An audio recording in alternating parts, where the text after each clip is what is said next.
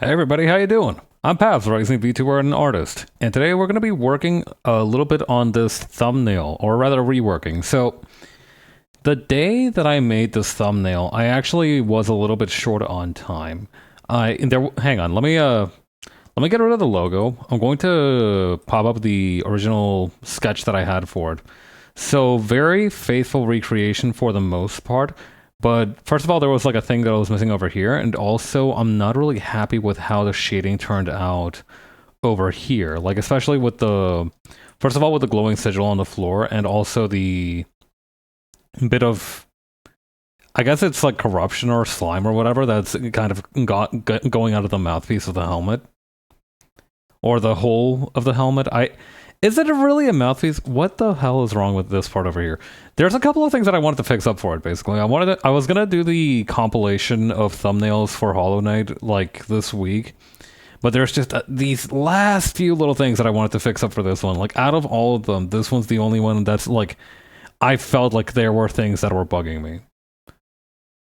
So let's get into it. Let's start breaking. Let me start, like, first of all by going around with the actual layers we have active and seeing which one is white.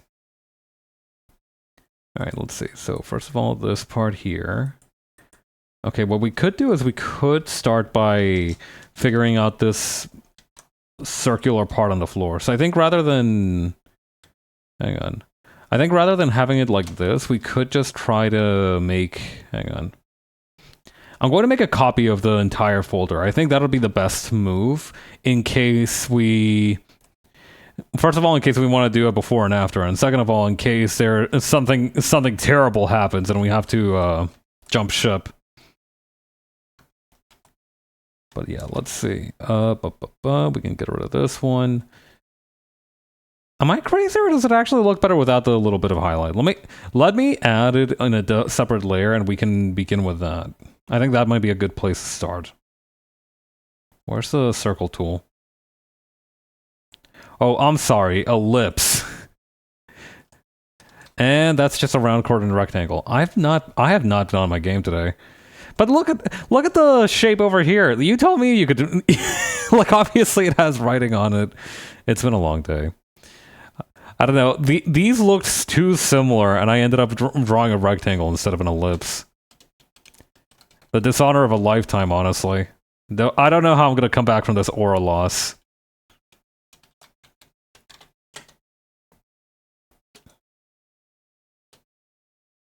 Yeah. The other thing as well is a little bit of the perspective of the piece seems to be off. And I wanted to see if I can remediate that. Also, I want to use Gaussian blur on this.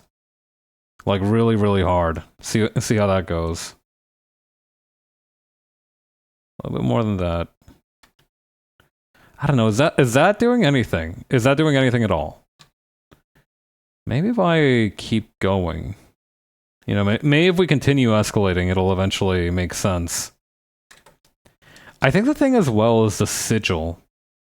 Which part of... Okay, this is the sigil. I think...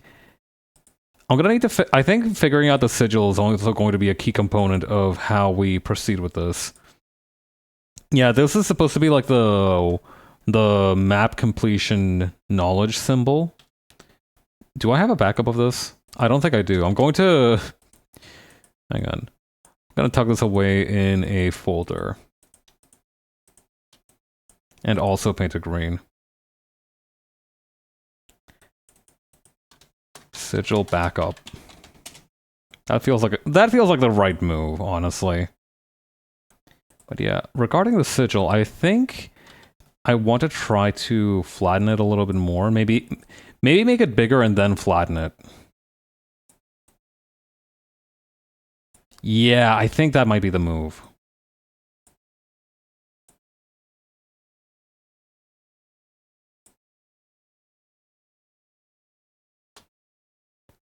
The only thing is that then I'm going to need to figure out some way to indicate that the legs on the Hollow Knight aren't lying flush against the ground. Because I could tilt this a little bit, like this, but then the rest of the picture wouldn't make sense, I feel.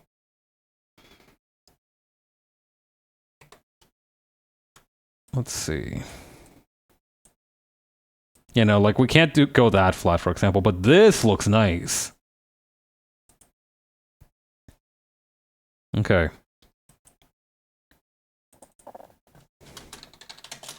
We'll call it sigil V2. We can also get rid of a couple of extra bits around here. So I think these, for example, were all references. What about this one? Yeah, this is a reference of the room. I neglected to draw the gigantic egg here because I did not want to draw that. Might be a good idea to include it. No. Taking a quick look at that sigil, and that's going to be a hard no from me, dog. I didn't even draw the back of the bench here. Maybe I should draw that.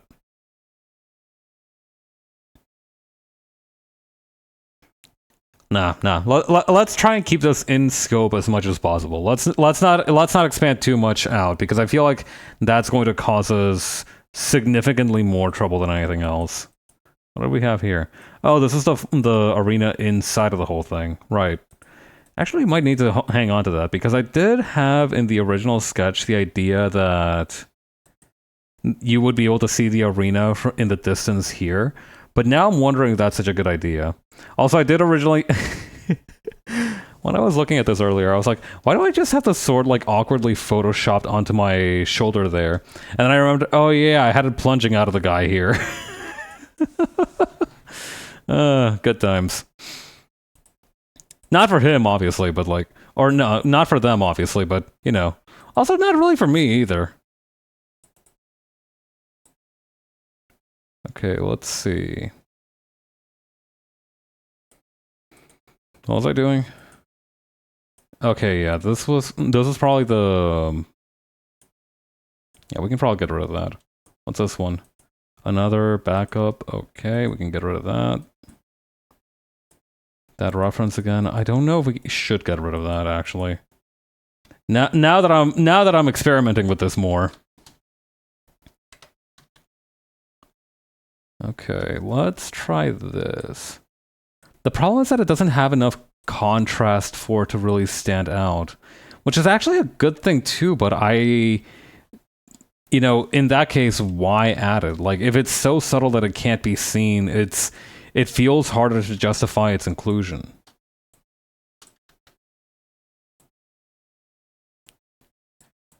That and I'm just not a very subtle artist. Don't have much subtlety as a person either, but you know, that's a whole different can of worms. I don't know, maybe I lightened it a little bit.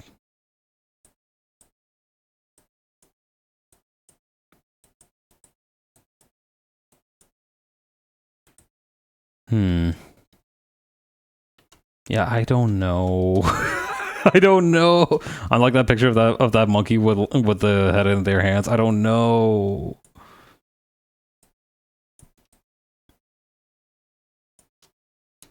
I feel like they're like that picture and that one where a guy's like going like, "Master, I think I've got it. What is this power?" And the old guy's like, "I don't know. That's scary." Those images are like they're like verses in the same song, all right? It's like they rhyme.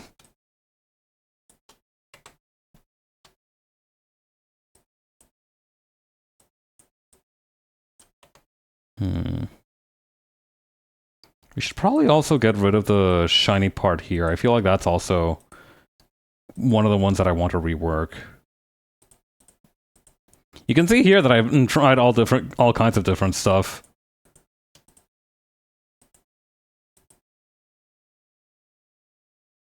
Honestly, it looks much nicer just like this. I think simple might be the way to go for a lot of this. I'm gonna try one more time with this circle.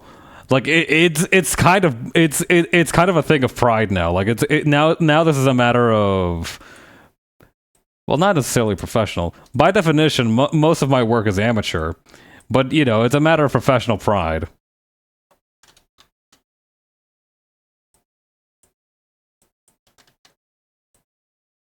Okay.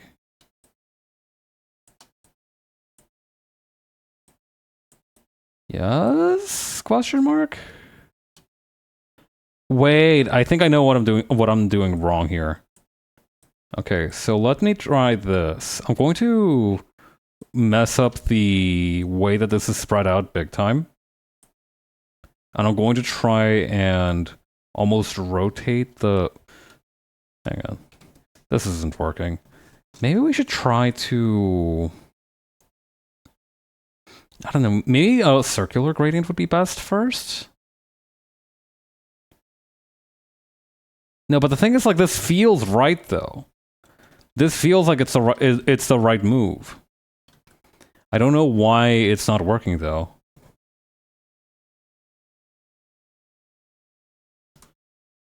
But you know what? Sure, why not? Also, the other thing that I wanted to do is maybe extend a little bit where the egg ends here, because I feel like, given what we've just done with this, like, the egg going over there feels like it's cut off a little bit.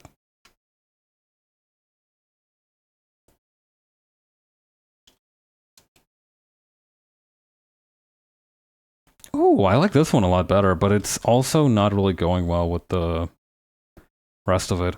I don't know. I don't think I should try to add too much to the light here, because I feel like there's already a lot of focus on the sigil on the ground. So I feel like trying to redirect some of that attention to the light coming out of the mouthpiece might be a bad idea. Perhaps ill-conceived. So let me just sharpen some of the corners here on the sigil.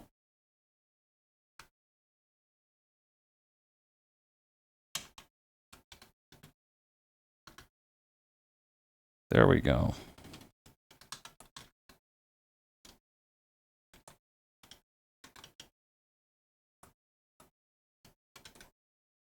Okay.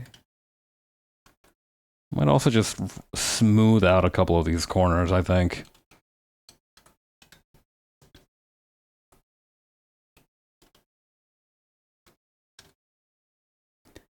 I don't know.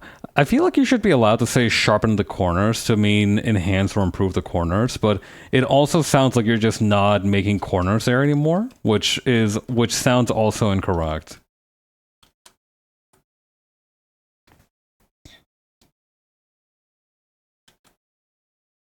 Oh yeah. Today I was looking up the phrase narcotic, right? I was like trying to describe like a medicine or a drug or something for something I was trying to write down. And I was like, okay, is narcotic like a catch-all term for drugs or specifically like hallucinatory drugs, or is there like a better word that I could use? And it turns out, yes, the word that I'm looking for like hallucination inducing one specifically is psychotropic. Tropic being like almost like heliotrope, where it's turning, changing, etc. So it's basically inducing the psyche, so to speak. The other thing that I found out was that there's a word called, I think it was like sarcotic or something like that. Hang on. Let me see if yeah, here we go. Sarcotic, which is, hang on. Ancient Greek, by surface analysis, sark and otic, meaning producing or, in medicine, producing or promoting the growth of flesh. Now that seems to be, I feel like that's a great way to describe a potion, but I feel like if you told someone that, like, I've been thinking a lot about Lancer's flavor text recently, and I like how in a lot of cases it'll say something extremely fucked up, but couch it in this very technical, dry language, so that you, at first you're like, oh, okay, so this is like sci-fi technobabble, but then you try looking into it a little bit more, and it's like, oh, that's really scary, actually. Lancer is very good at doing this. Like at one point it said something like, this is like an ontological weapon, and that sounds like it's just like a fancy way of saying this thing hurts you by doing funny stuff to reality. But then it's like, you also remember that ontology is like the study of existence in the kind of persistence of extant objects. And it's like, oh, okay, so this thing isn't just hurting you by doing funny things to reality. It is hurting you because it's making you exist less whenever it hits you. And that's when you go, oh shit, that's kind of awesome. I really love how it does that. And I think a lot of the strength of Lancer's writing is in the fact that it's able to handle that language so well. It's able to find technical terms for stuff you wouldn't normally need technical terms for, and then it uses that to create a very descriptive and specific effect that the things it's talking about does. That makes it feel like it's like this well-studied phenomenon rather than like just like a random thing that somebody came up with to make numbers happen on a table. Like, don't get me wrong, it is still very crunchy and it does still require a lot of like that number. A lot of the it still is to just justify numbers happening on a table, but it's also, it feels like it enriches the world by having these really technical explanations, because it feels like there's somebody who was interested in explaining these things. I'm not sure how else to put it. Like, it makes it sound like a lot of these were very well studied phenomena that make it feel like not only are we producing this technology, but in a lot of cases we're also just struggling to understand how we made it happen. And I think that's also a big part of Lancer's charm, is that in a lot of cases they don't know how that shit happens. They don't understand how their own technology works. That's like the whole thing behind paracalcel weapons. It's how it works with the Ushapti Omnigun at any rate, which is, again, one of my favorite things ever.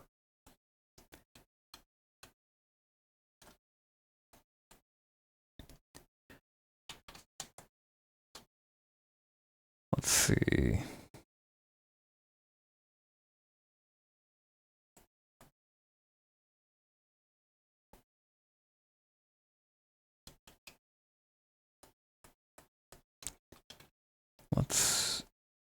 I feel like we can keep this going a little bit more.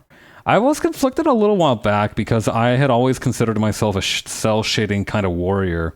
But I think I've started to make room in my heart for more painterly shading endeavors. I don't know. Should we try cell shading this part? I mean, it's not like we're short on time necessarily. Maybe not. I feel like, again, it's important to not let scope creep happen to you.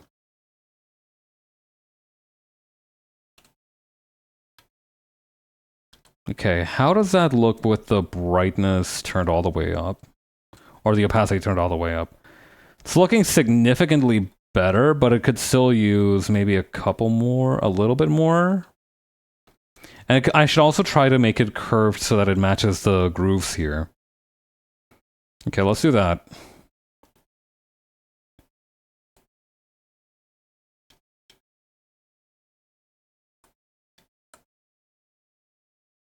But yeah, it's also, Lancer's also just fun to read about because a lot of the weapons and different items are, again, it's not only scientific technobabble, right? It's not just trying to like use sci-fi concepts, but it's also in a lot of cases pulling from mythology and literature. Like, for example, going back to the Ushapti Omnigun, for example, Ushaptis were a sort of funerary little figure that used to be buried with Egyptians, right? And what they were supposed to represent is that they were supposed to represent a worker. Essentially, they were giving you like a minion to do your bidding in the afterlife, which is really funny. You know, it's fascinating, like, the dynamics of certain afterlives and how they are treated by their respective cultures. Because, like, for example, in Chinese culture, they have, You know, they have like joss paper, right, to kind of symbolize like money that is burnt for the well-being of the people in the afterlife. You know, to give them a little bit of walking around money after they've died. You know, since they can't really earn any more themselves, right? On the and in on the other corner, the Egyptians had basically like pseudo minions that they sent with you in the afterlife because I guess they assumed you'd be doing manual labor. I guess we are all really equal in death. I also learned about the rituals of something called a sin eater, which I believe is more of a Western European thing, which is that they would have a random guy. This was a very ostracized figure as well, to give you an understanding of it. They would have this wandering person, right, who upon being paid a certain sum would eat a few bites of dinner, really a meal, over your corpse, and this was supposed to like trans to symbolically transfer your wrongdoings and your sins onto them so that you'd be okay in the afterlife. But you know, the guy who ate the meal over your body would have to deal with the consequences of all that, you know, when their time came.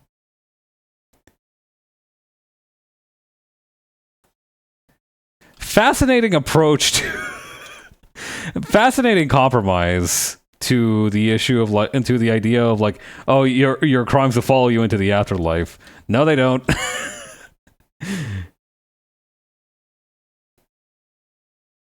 As long as people will believe in some kind of fate after death, they will find a way to try to cheat the systems to get themselves better accommodations. It's human nature to power game. I feel like these are too defined. I feel like I need to blend them out a little bit.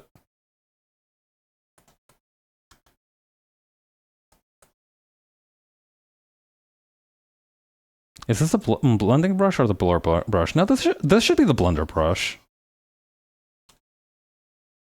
Do I need to use like the fingertip smudge or something? Oh, this is a song that has screaming in the background for some reason. Let's just skip over that, shall we? I've been meaning to try something. I've told you all about how I've been listening to radio stations, virtual radio stations while at work, right? Well, I realized that VLC should have the capabilities to stream those radio stations while I work here too. So what I was hoping is that I could find, you know, instead of playing the same 50 million lo-fi tracks over and over again, which, don't get me wrong, I love my own playlist, right? I like being able to curate it. But for the sake of variety, it'd be nice to have the option to choose something else. So I was trying to look up how to add virtual radio stations to whatchamacallit, to VLC. I haven't quite found the solution, but I know it is possible. So that might be something that I'm gonna deploy at some point. Also, I think I'm finally satisfied with the length of the egg. Goose who gets really competitive over shit for no reason. Okay, let's see.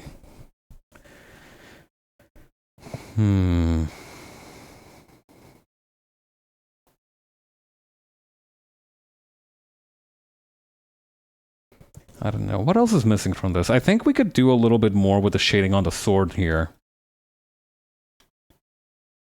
I think we could stand to have like one brightness higher, just so we can maybe desaturate that a little bit, just so we can have it have a reaction to the glowing on the floor.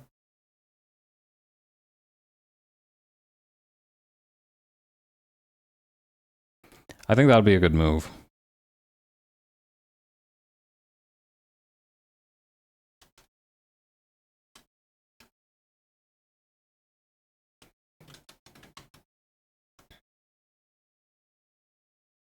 There we go. There's also another Tumblr post that I read the other day that discusses like the methods and variety of written descriptions in Lancer and how there's like a really good balance to them in terms of, there's a good variety in terms of like what their content is. Let me see. I wonder if I can find it. Let me well, let me search the archives real quick. If I don't find this within like a minute, we'll get back to work.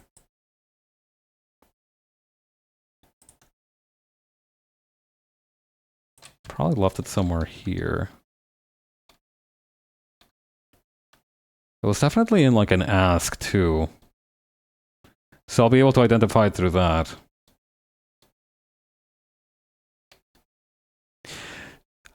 Whenever I do something like this, I want you to imagine me doing like the fucking Sherlock Holmes kind of mind palace bit. I want you to imagine that when I'm doing this. Maybe I can just look up Lancer flavor text.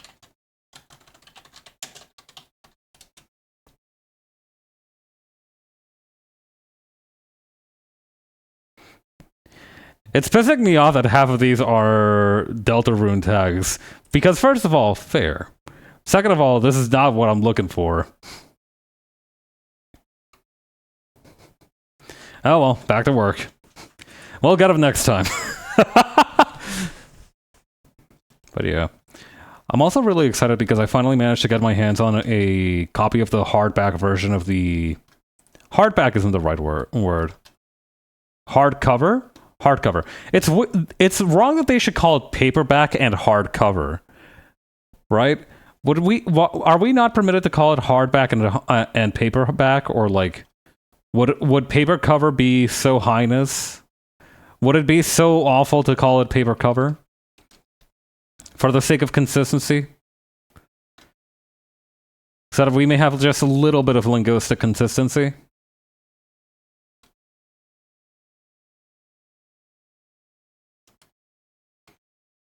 Hardcovers are like one of the greatest. I am my principles have the integrity of a fucking kinetic sandcastle when it comes to hardcover books, because like 80% of the time I'll be like, I don't need that crap. I'm an ecologically conscious young man who's fine with just like the normal paper book cover without it occupying like a dense amount of space on my bookshelf. I can be normal about this, but then I'll get my hands on like a hardcover version of something that I love, and I'll be like, you know what? On the other hand, excess and indulgence have their place in the world. I'm literally fucking spineless when it comes to this shit. Oh well. Yeah, I think the gradient is sufficient for that section. I do think that maybe we could stand to add a little bit of something here for the cracks in the sword, though.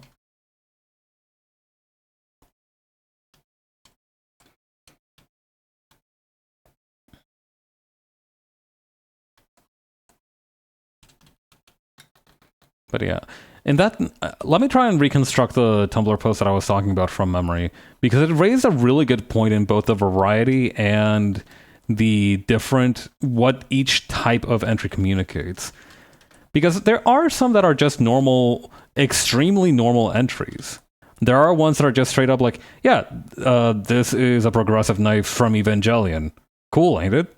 Like, it's very to the point and brief. And that's still good flavor text because it helps the other ones stand out so much more. Not every part of flavor text needs to be like a huge revelation or something that like jostles you in your seat or anything. It's also good to just have little snippets of normal stuff that is completely conventional and not at all weird. You need a little bit of a neutral tone in there sometimes. You need a little bit of coriander in the melange.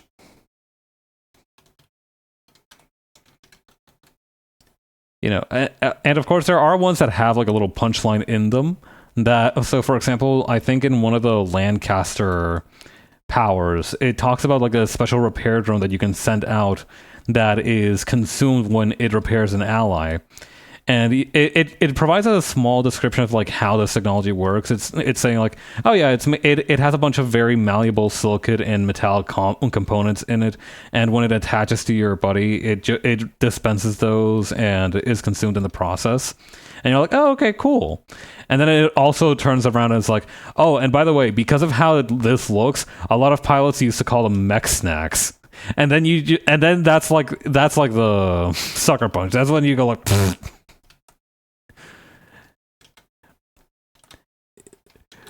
It starts out dead serious, but then it has a little bit of a twist at the end. Also very good. There are also ones that seemingly have no punchline, but you can tell that whoever wrote it is trying very, very hard to avoid spelling out implicitly what it does, either because it is horrific or because they just don't see a problem with it, really. So, for example, I think this is for like the Vlad, one of the Vlad unlockables. And for the record, for those of you who are not familiar with the tabletop role-playing game Lancer, the Vlad is like a mech made for... It has like a thing called Shrike armor, for example, and its whole thing is that if you like jostle your opponent when you're in range of them, spikes that are protruding from your joints stab into them. I love talking about Lancer. I feel like a giddy child on Christmas whenever I get to do that. It's been on the mind a lot recently. But that should give you an idea of like the kind of mech that the Vlad is. It is very much a kind of weapon of terror. Actually, I don't think this was for the Vlad. No, wait, this was for the Blackbeard, which is also kind of terrifying, but less so for the most part. Like, to give you an idea, how do I put this? The Vlad would be scary in the way that King Piccolo is scary. The Blackbeard is scary in the way that Goku is scary sometimes. Also, I need to blend out the light bit here.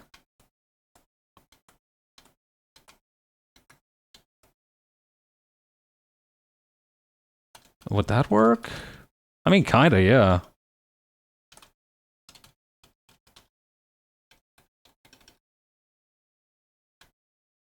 I don't like that it's so split out though. I feel like I should be able to blend this out a little bit.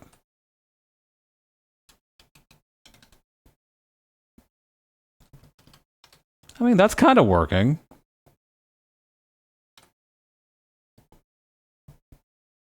Oh, would you look at that? Speaking of mech snacks. Okay, what's this guy's name? Nominal Rudder FJW Gas Site MX. And out you go.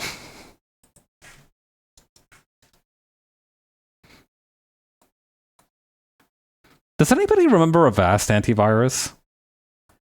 I only know about Avast.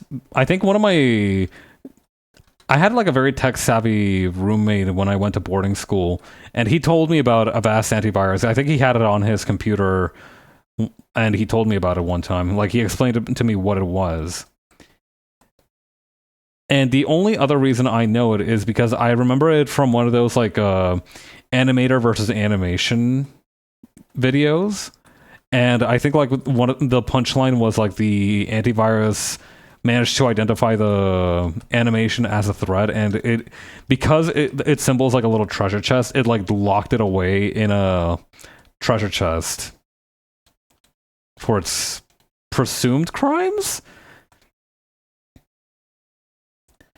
The older I become, the more I start to see the literary parallels between the animator versus animation series of videos and Mary Shelley's seminal work, the Frankenstein, or also called the modern Prometheus.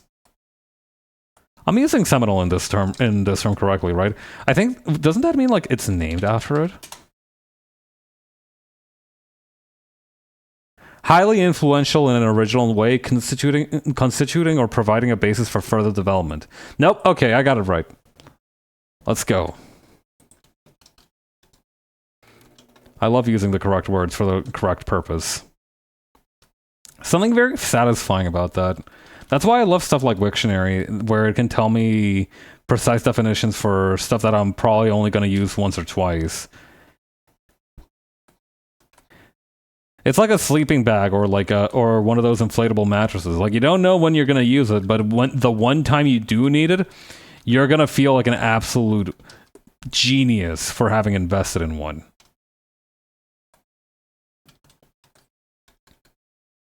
I do enjoy the feeling of being prepared.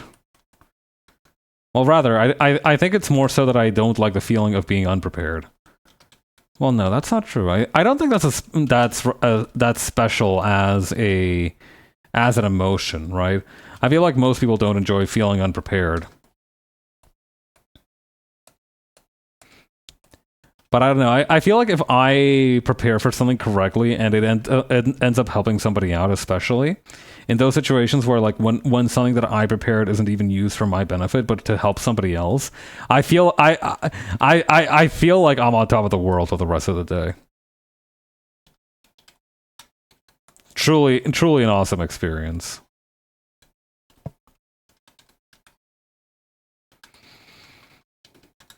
Honestly, I should probably just do this. No, that doesn't look right.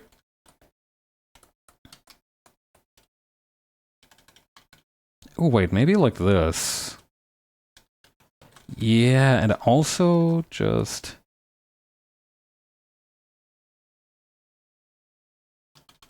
sort of like that, maybe? We can also curve this out a little bit.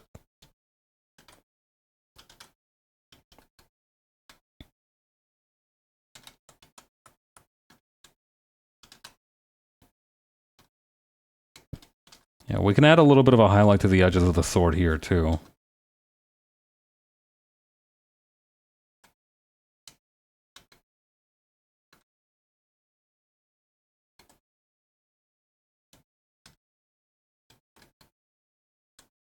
There we go.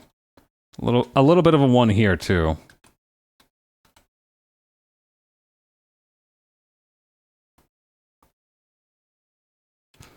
I honestly really like how the shading on this bench thing turned out too. I don't know, there were a lot of parts of this, but I think I tried to do too much with when I should have been trying to use less.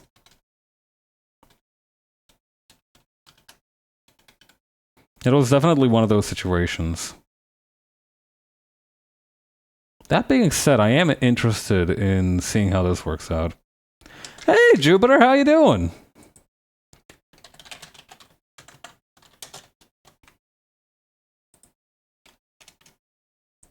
How's your stream? Let me actually pull up your Discord. Let me see what you were saying. Bad, but it's educational. What a fascinating way to describe a video game. House of Necrosis. Huh. Interesting. Oops. There was a learning curve. I see. Oh, there was a learning curve. Okay. That can be rough. Oh yeah. Game is good. Mystery Dungeon Survival Horror. Ooh, interesting. Wait, Mystery Dungeon like the Pokemon games? You know, I never got the hang of those as a kid. Like, I was super into the idea of like going adventuring in a dungeon with my Pokemon pals, but I think the gameplay loop just never made sense to my little 8-year-old brain. But done like it's PlayStation 1 Resident Evil. Huh. That definitely does sound like there's a learning curve to it. That sounds like a learning curve-ass game, yeah.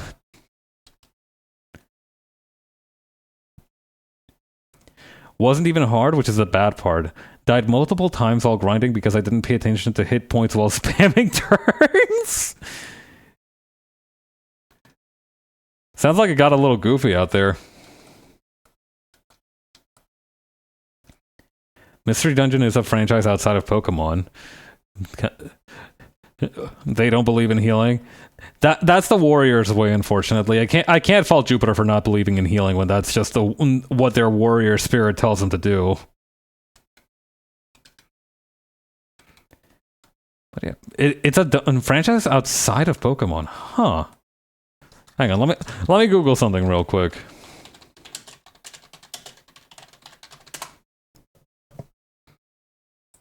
Holy shit, Fushigi no Dungeon.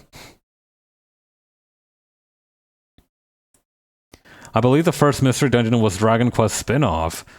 Huh. A series of roguelike role-playing video games, most of it developed by Spike Chunsoft. The series began when co-creator of Dragon Quest, Koichi Nakamura, was inspired by Seiichi Nagahata's experience with Rogue. Oh my god.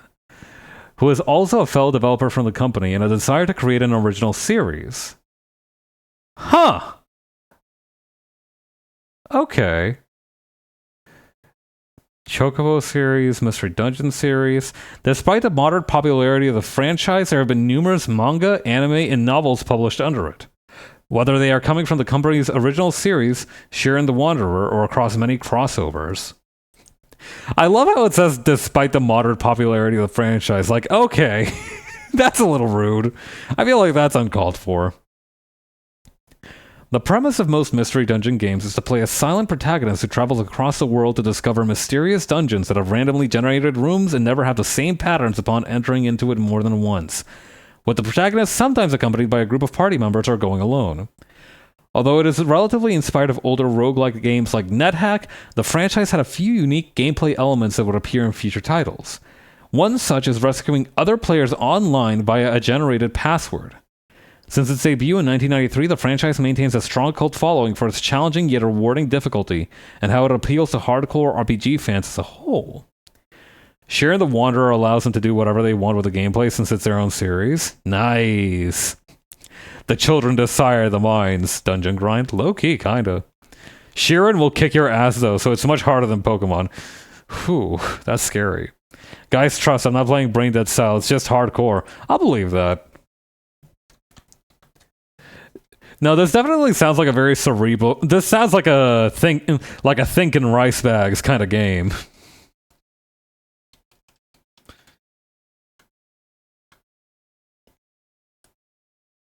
If you see the phrase appeals to hardcore RPG gamers, you know that that's some fucked up evil ass shit right there. That's gonna kill your ass so good.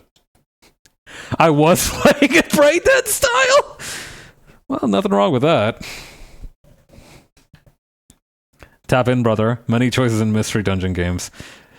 Perhaps someday. It's only fitting considering you're playing a survival horror. You become one of the zombies.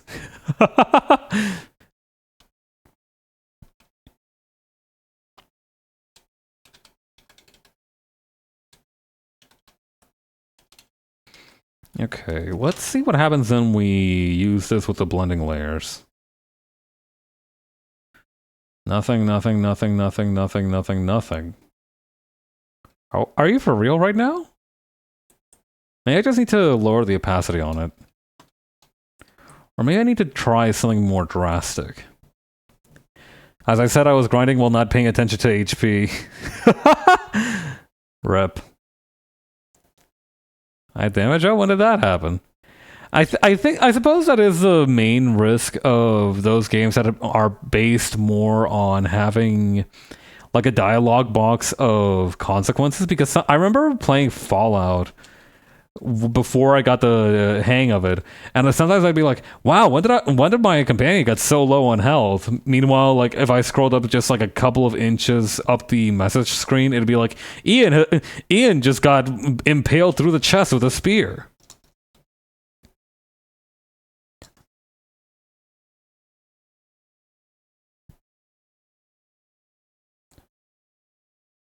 Granted, sometimes I'd still be like, well, this isn't about Ian, now is it? But all the same. Yeah, walk it off, Ian.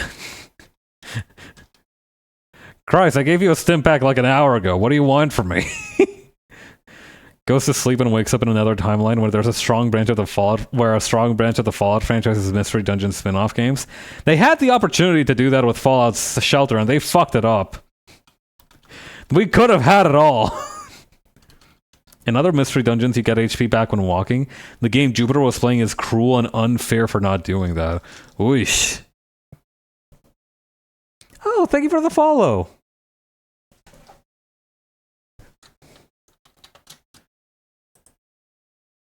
Yeah, thanks, Britain. No, Britain. There is no Britain here. I was about to call you Britain, but I guess that wouldn't be fitting since your name is literally there is no Britain here. But yeah, that's a fucked up thing to do, to just to be like, all right, how do we make this game more survival horror-ish? And one of the people at the meeting room was like, we have the same mechanics as normal survival. We have the same mechanics as like Mystery Dungeon games, but, and they raise up a single finger hand, they don't get HP back when they walk. And like they slammed their desk and was like, you're a genius. Do that thing. Imagine a Fallout where you find a vault that acts like a Mystery Dungeon with randomized floors because of the experiments they did in there. God. That's gonna happen in 76. A year out from now, Pearl is gonna be chatting in V server about the fucking roguelike expansion for Fallout 76.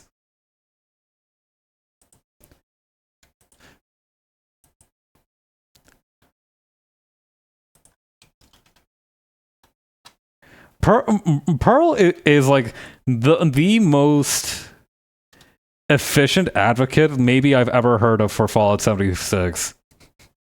Pearl will beat it all in 2 days. She is that goated. I have no doubt in her skill in this regard.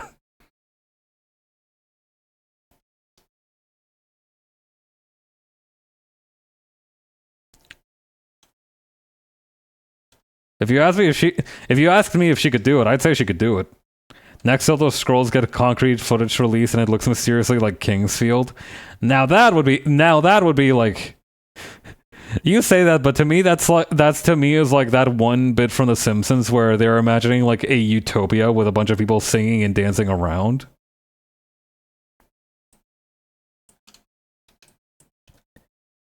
I play 76 like every other season. I kind of rotate with 76 in Division 2.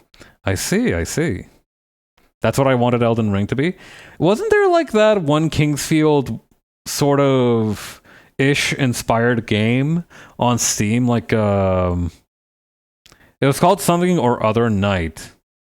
Could have been Eternal Ring 2.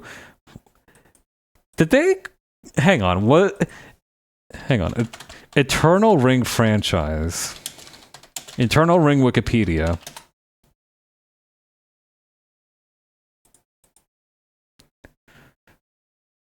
Holy shit. Wait, so they had a game called Elden Ring, they had a game called Eternal Ring, they had a game called Demon Souls, and they had a game... Lunacid! That's the one! But, yeah, wait, no. Yeah, Lunacid is the one that I was talking about. Ryan, if you're not tapped into that, and you really wanted to play Kingsfield again, Lunacid is supposed to be really good for that.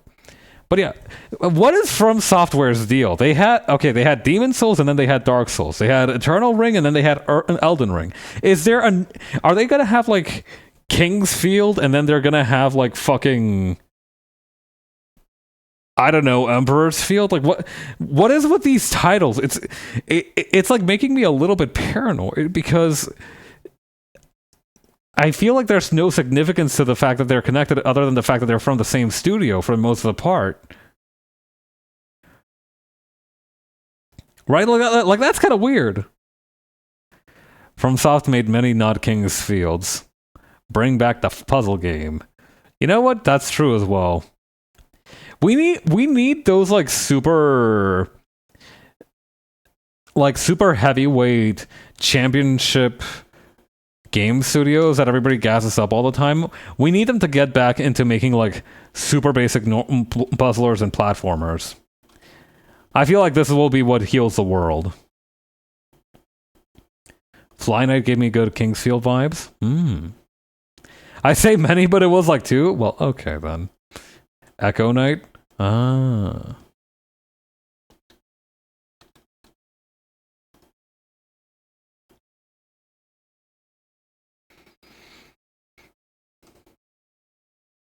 But yeah, I guess what I'm trying to say is it makes me nervous when people call games similar things, but they aren't actually very similar at all.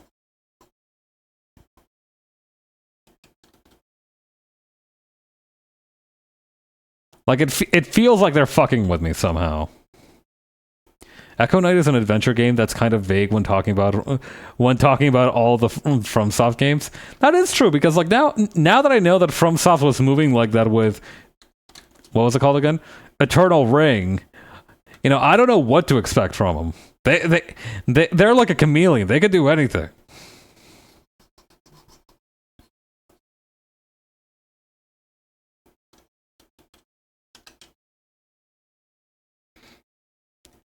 You could tell me that FromSoft made a football game inspired by FIFA with roguelike elements, and I'd be like, yeah, that tracks. You know what? I'll believe that shit, sure.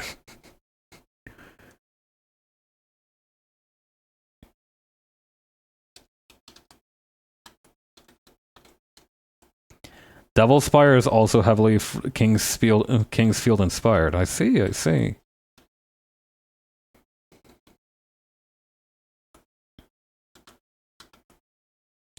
No, but they made a strategy card RPG. Weirdly enough, I earnestly have no problem believing that. I do feel like a lot of the power gaming, it's gonna sound very strange for me to say this. A lot of the power gaming decisions in a lot of From Software games that I've seen feel very much like somebody's building a deck of overpowered cards. Not sports related, just a thing they did. Yeah, I gotcha.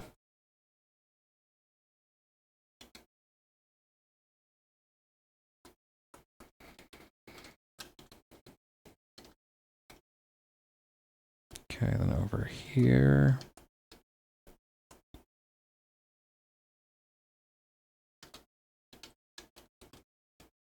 Hang on. Let me pull up the Wikipedia page for From Software's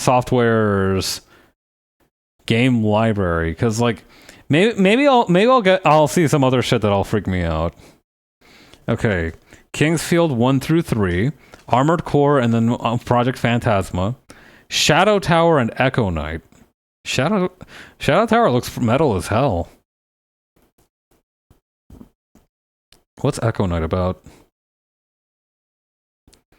Armored Core, Spriggan Lunar Verse, whatever that's about. Game Gride. Echo Knight 2, okay. Evergraze, Armored Core 2. The Adventures of Cookie and Cream? What?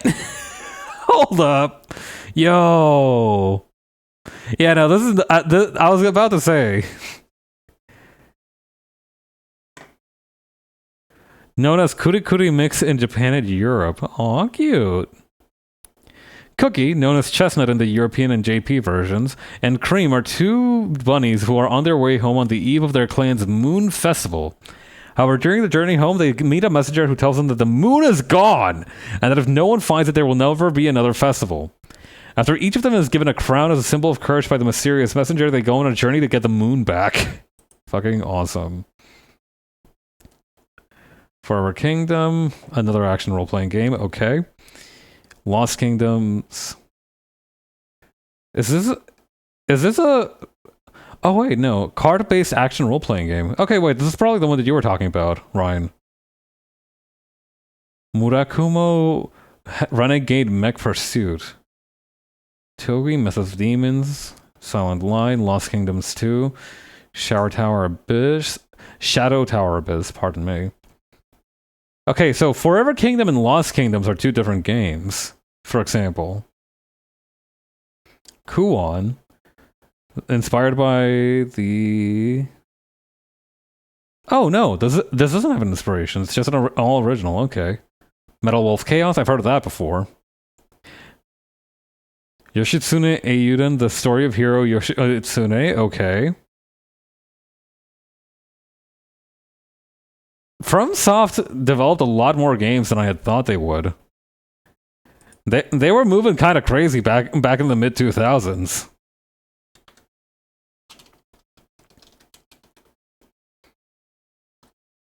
Let's see. Okay, is there anything else that I needed to do? Maybe I could add a little bit of light to the parts here. No, that's too much. What I could do, actually, wait, hang on. Alright, here's what let's do. I'll use a gradient to dip it back into the shaded version, and then they were moving very different since the start, which is why their major focus in Souls game became kind of lame in comparison. I see. Yeah, no, I do know at least V wasn't very happy about them not doing anything ever with Fires of Rubicon. So I see that frustration is like more widespread than I had initially anticipated.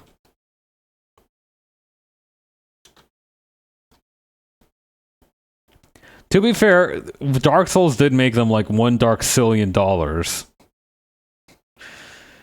So it's understandable why they did that, but I understand everybody's frustration.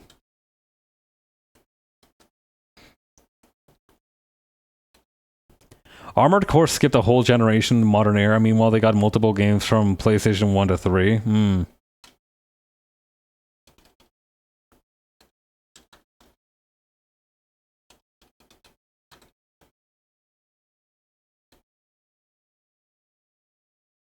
Okay, and then we can add a couple more shadows here and there.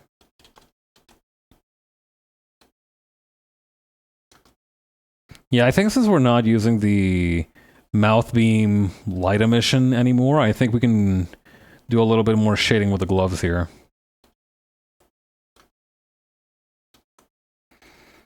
God. Ryan, what's your favorite from software game? Actually, yeah, you know what? Everybody in chat, sound off. What's your favorite from software game? I've played like an hour of Elden Ring at one point, and I haven't managed to pick it back up or find an opportunity to fully play it. I think that's definitely a game that I'm probably going to save for stream.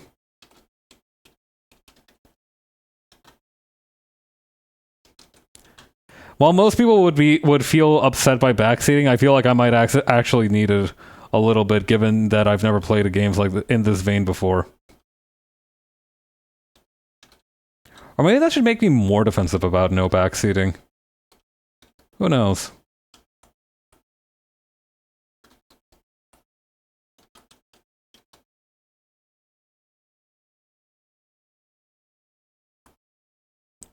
No word of a lie, the only one I've actually played is Evergrace, and that game sucks ass. I am simply an observer. You know what? I admire both your honesty and your dedication as a dude who who. You know what? I admire your motion. The observer in me recognizes the observer in you.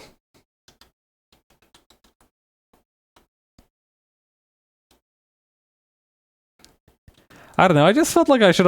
I feel like playing Dark Souls is almost like some shit like getting a credit card or, you know, thinking about a mortgage.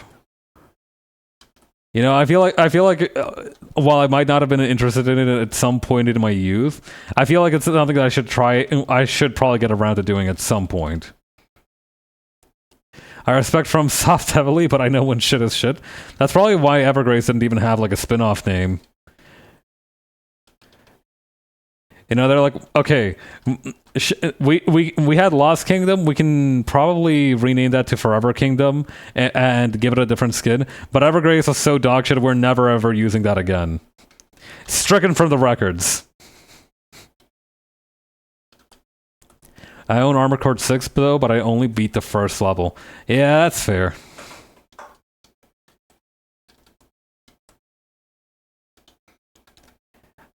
Hey, at least you played it though.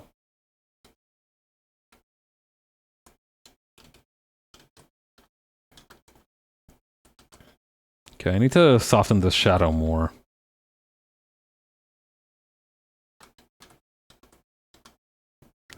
I think it was only called Evergrace when localized, which is why there was a weird discrepancy on the naming. Huh.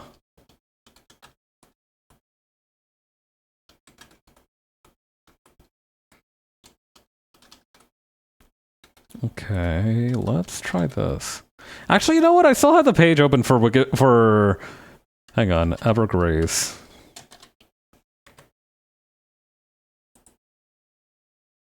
Because Forever Kingdom's the sequel? Fucking awesome. Alright, hang on. Evergrace. Alright. Reception. Tell me the scores. 59 out of 100 on Metacritic. A damning score. Mixed reviews. The game was praised for its innovations, including the full use of the DualShock controller buttons and the unique paper doll system, which the player's avatar actually wears the armor and clothes assigned to it, but criticized for its dated visuals and laggy gameplay during battles. Evergrace's 32-bit beginnings really hurt its ability to provide a true next-generation experience. Only die-hard RPG fans will have the patience and persistence to finish this adventure. 2 7s, 1 8, and 1 6 for a total of 28 out of 40. Woof! Alright, tell me about Forever Kingdom, though. How did that one go? 64 out of 100. That's crazy. You know how you have a separate stamina and health bar in Souls game? Evergrace said, what if they were combined into one? Oh, no. Oh, that does sound like dog shit.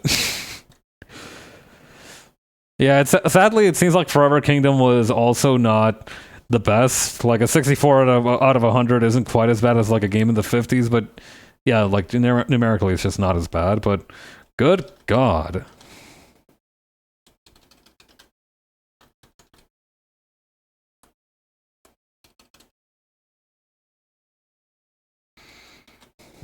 Yeah, no, that sounds awful. I'm so sorry you had to go through that.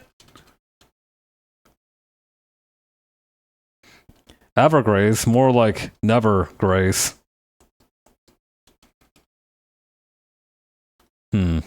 That one would work better if I was talking to somebody named Grace right now, but I guess we'll just have to take it.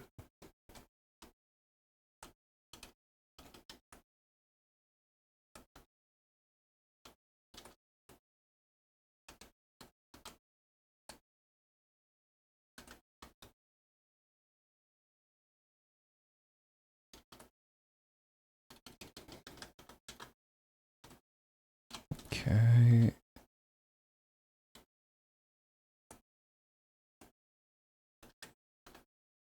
We can probably use a lighter version of this for something here, too.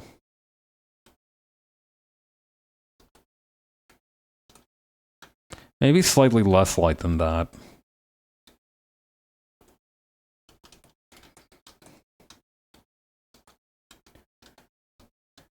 Been replaying them, but with the True Analog ROM hacks, and it's been so fun.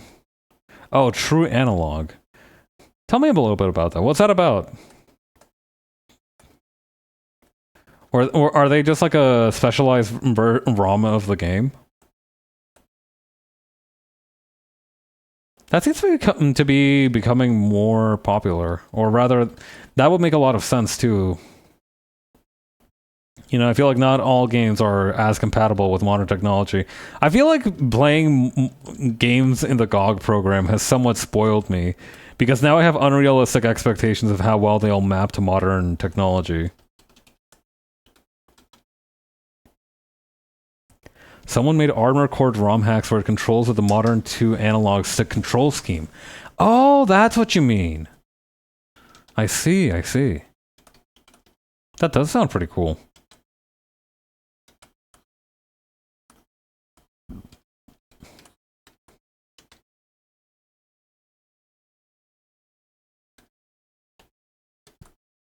Okay, grab these.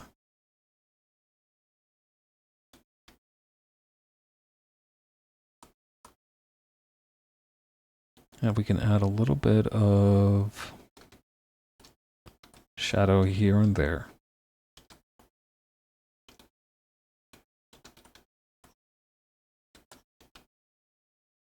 How do I get rid of this?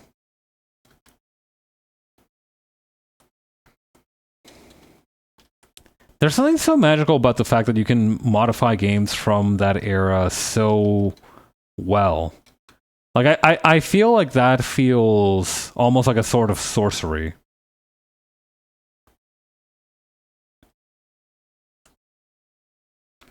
I'm 40. I paid my dues and played games without two sticks of NAND. I have no love for going back to that. That's more than understandable. I feel like sometimes it is part of the charm to experience that, but if you've already experienced it and you're like, yeah, no, that shit sucks. I fully respect going all in on the analog remapping.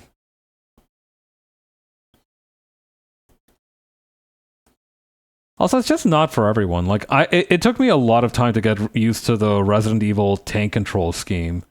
And while I'm glad that I did try to experience the game that way, I do recognize that I probably would have had a better time if I had just used analog sticks.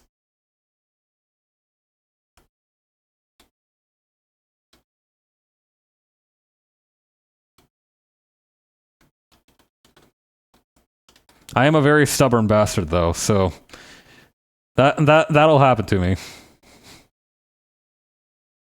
What is that? Do you see? What is that little? Did I accidentally give the Hollow Knight a beauty mark? Resident Evil 2 and 3 remakes had me so happy to replay those games without tank controls. I can imagine. I remember seeing some hardcore dudes on Reddit be like, ugh, tank controls make the game so easy, I barely get hit by zombies anymore. Or, wait, not tank controls, analog controls. Like, ugh, the ability to use the analog stick makes it so easy to not get hit. And I'm like, yeah, dog, that's probably the point. I want a Parasite Eve remake like that. What is Parasite Eve about? I feel like I watched another streamer recently and she talked about it a little bit, but I am innocent of its specifications. Actually, wait, let me check something real quick. GOG.com. Mitochondria? Hey, Andella, how you doing? Alright, let's see here.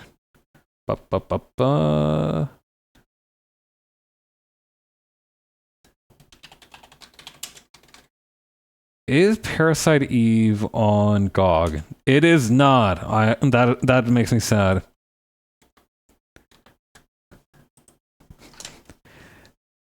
Why did it do that? Oh, like it turned your emoticon into the Twitch emoticon? It does that sometimes. I find it very unpleasant. Parasite Eve, if you try to make the mitochondria the powerhouse of the cell into a horror game with opera references? What the fuck? That sounds kick-ass! Wait, no, hang on, that sounds awesome!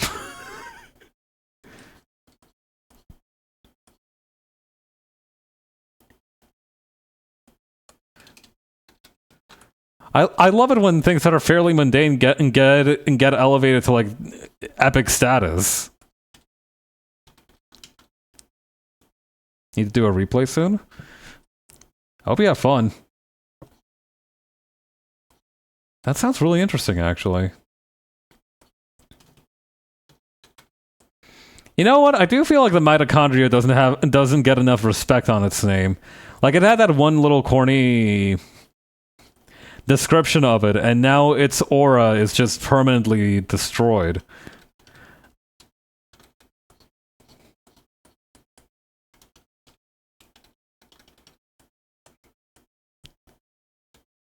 Let's see. God. I remember I was talking to my dad, and he was talking about like how he had to do this intense training one time. But the thing is that he came from like the mountainous region of Ecuador, and the training took place in like the coastal region or closer to the sea level. So while everybody else was fucking dying trying to get through the training, he was pretty chill about it because he had additional breathing available from like the difference in air elevation. Fucking awesome.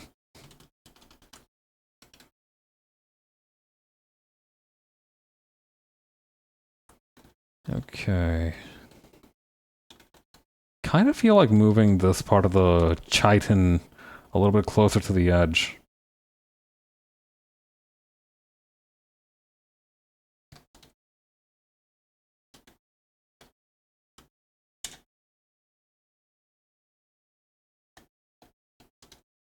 I'm learning so much about video games today.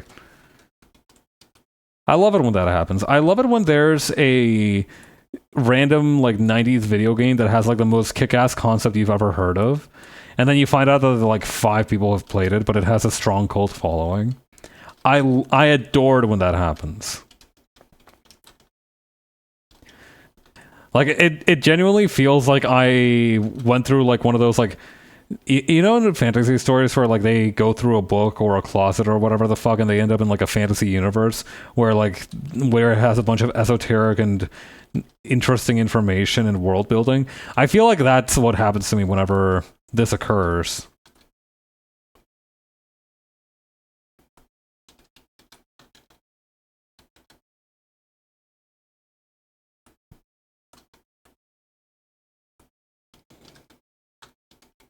Not to mention, I feel like a lot of the games that this happens to do deserve that recognition. I think, like, and in a lot of cases, they do have it to some extent because they either inspired somebody who went on to refine the concept and really codify it, or people do still love it.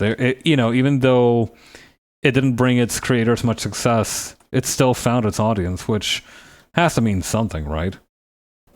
I don't think anything Square Enix on PS could be considered a cult following. That was their prime. I might have underestimated the popularity of Parasite Eve.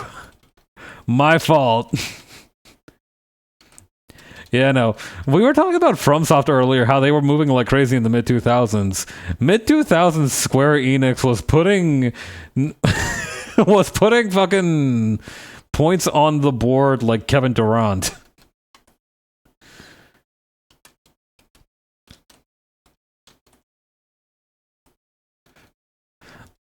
They were making video games like they had a bomb strapped to their chest. Straight up.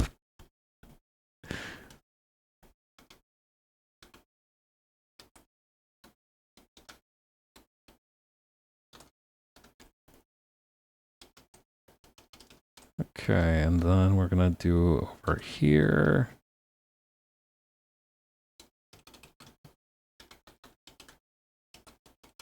Nice.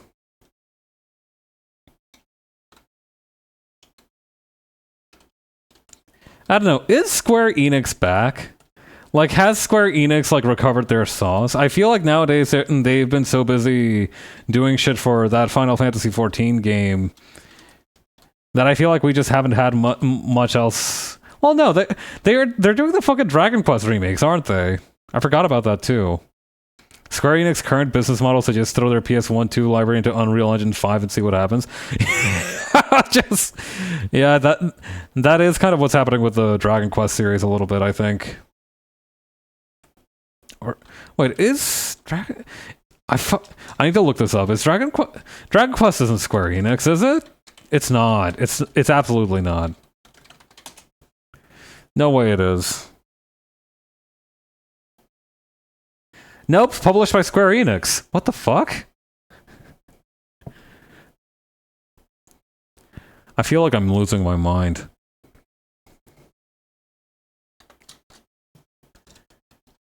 Okay, then yeah, never mind. I was like, I shouldn't blindly fire at Square Enix, assuming that the Dragon Quest remakes are happening because of them. But no, it is them. Originally Square Enix, and then Square took them. Took them. What do you mean? What do you mean they took them? What do you mean they got them?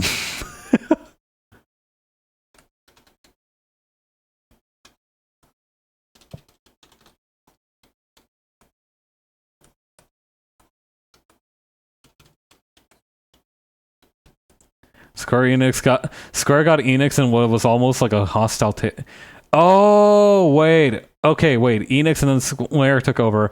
Yeah, they got him. Okay, wait. Now I'm seeing the timeline. Okay, I see.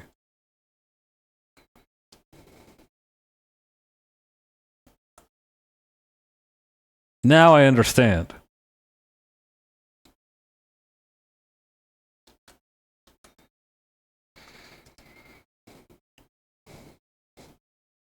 Okay.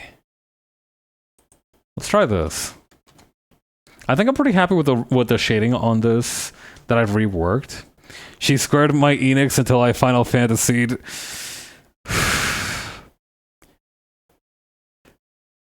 7 out of 10. Maybe a soft 8. That was pretty good. That was pretty good.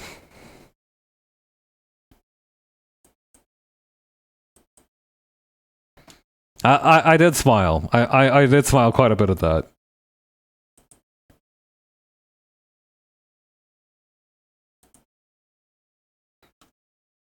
Spike Chunsoft developed the original Dragon Quest, which is how it led to the Mystery Dungeon spin-off. It all comes full circle. It really is quite bizarre. Like I think you put it best. It just comes full circle, doesn't it?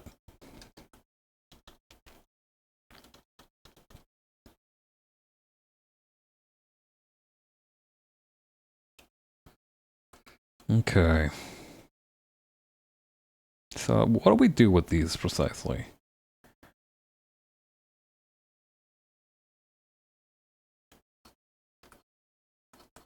Like if I just kind of traced this,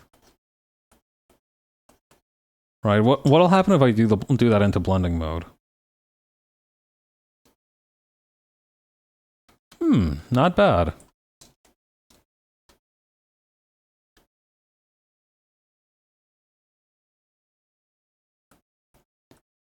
But we can probably do better.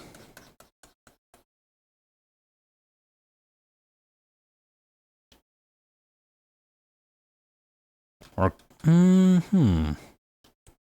maybe if we have the soft eraser, then we make it like undulating waves.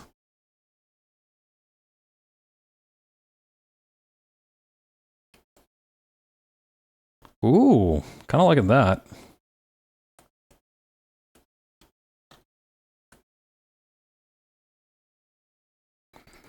I don't know. I feel like it's not doing much for me. Maybe I just need to do it more all over the place, so... Hang on. Let's try this.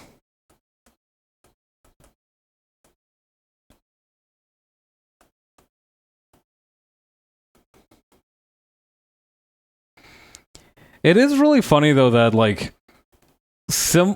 In the West, it's like...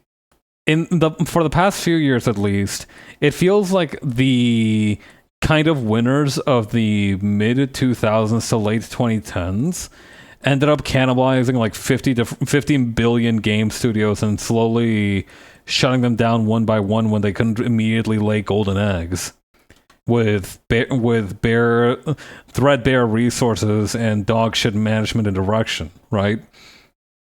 Meanwhile, it sounds like over in Japan they've been kind of intercannibalizing their game studios for the past 15 or so years. Like, it's always been the same 5 to 20 companies, and it's just been a cycle of them getting the upper hand on each other. It's like some Wile E. Coyote shit over there.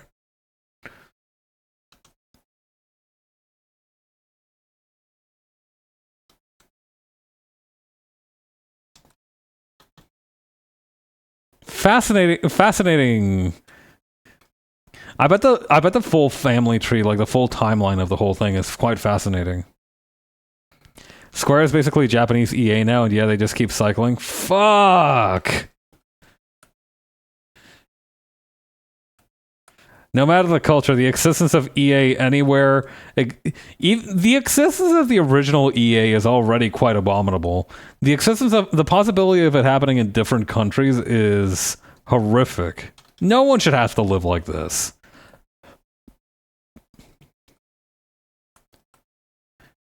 At least it doesn't seem like they've all gotten into the whole thing of like each individually making their own game sales platform.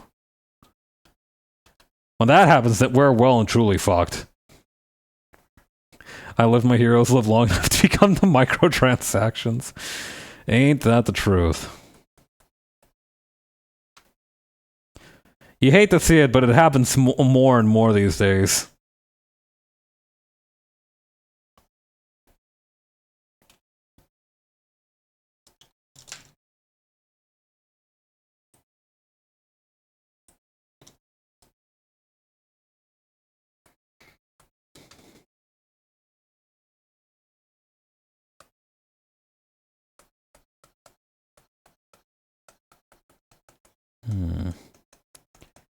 I'm not sure that blunting them out like this is actually the right choice.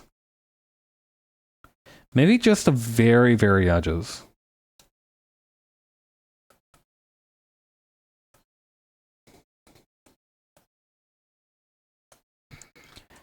God, that'll always remind me of the thing that Square Enix did to me personally to piss me off more than anything else in my life. It was that they had a game.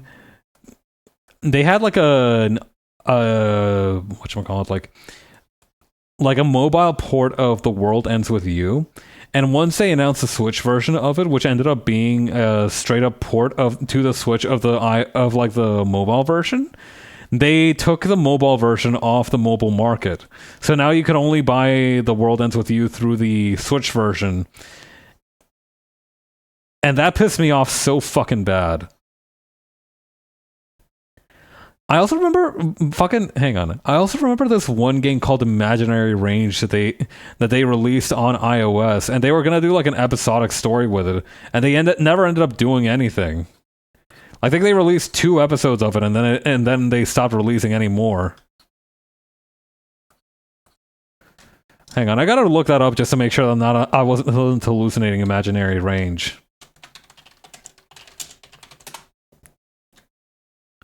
Nope. Here we go.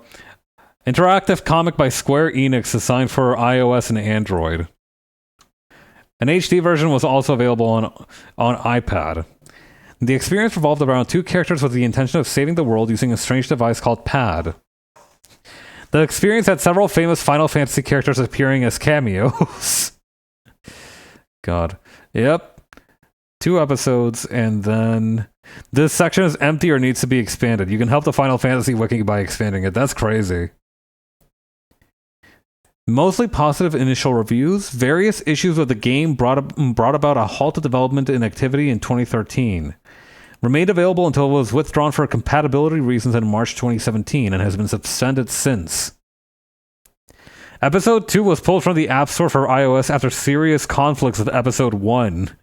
A musical track from this game would later be remixed and used in Kingdom Hearts 3 under the title 0 Hour The Rescue. You are fucked in the head for doing that shit.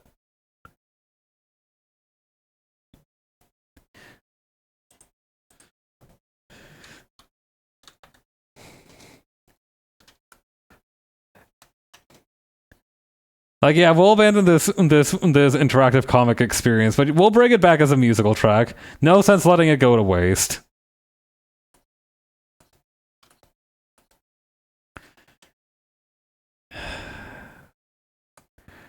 It just feels like nothing has dignity anymore. Square Enix in the mobile market is sort of what should be considered war crimes in the gaming industry.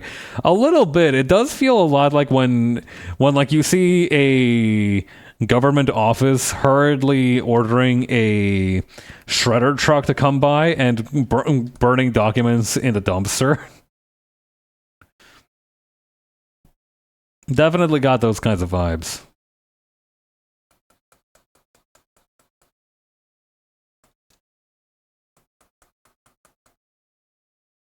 Okay, and what we're going to do now is we're going to use a gradient erase, but we're going to use this.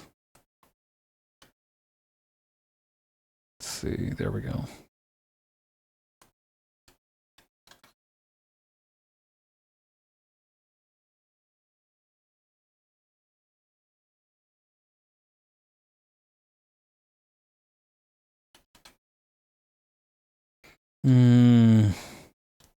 Yeah, no, I think I can do without.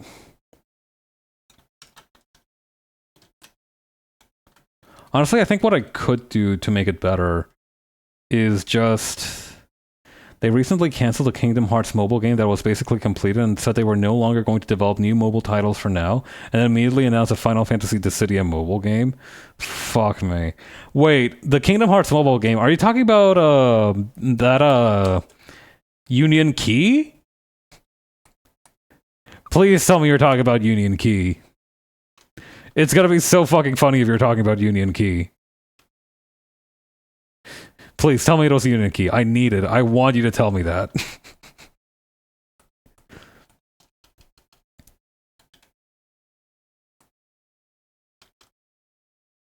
Or Union Kai or whatever.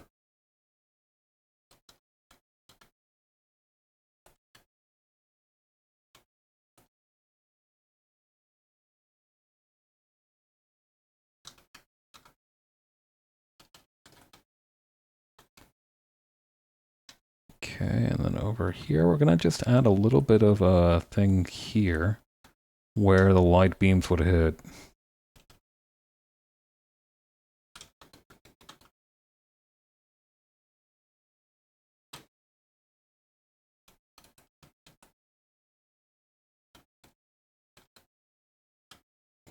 They were making a new one called Kingdom Hearts Missing Link. Damn it! I don't have any specific beef against Union Key. I just think it'd be funny if it just crashed and burned. Maybe it already has and I haven't been paying attention. Who knows?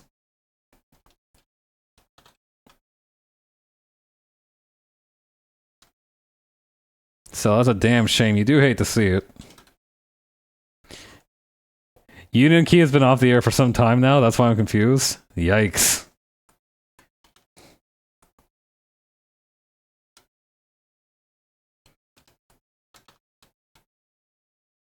Yeah. I'm gonna be super for real. The only reason I know a damn thing about Kingdom Hearts, period, is because back in the day I watched this YouTuber who played through basically every Kingdom Hearts game and watched the cutscenes for Union Key and the other like spin-offs. Like I think like what was it? What was that one? Like the one where like they put bugs in Riku. And I was just kind of along for the ride.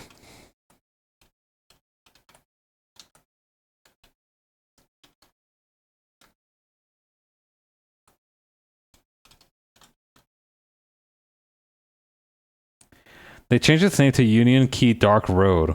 On brand for Kingdom Hearts to confusingly add more nonsense to the title.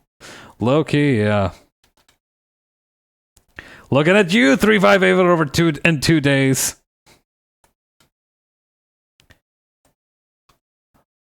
I do feel like the thing is though, for as frustratingly purple prosy as some of the names are for Kingdom Hearts games, I do feel like they lend themselves well to the mood of the game. My wife is a huge Kingdom Hearts fan, more than I know more than I wish I knew. Well, you know what? That's good for you though. Like that's much better than the experience I had. At least you have someone who you like and cherish tell you about Kingdom Hearts. I just had some fucking 30-year-old white guy suffer through 358 over 2 days, making occasionally unfunny jokes. Meanwhile, I was chortling along. Shit's rough no matter how you slice it.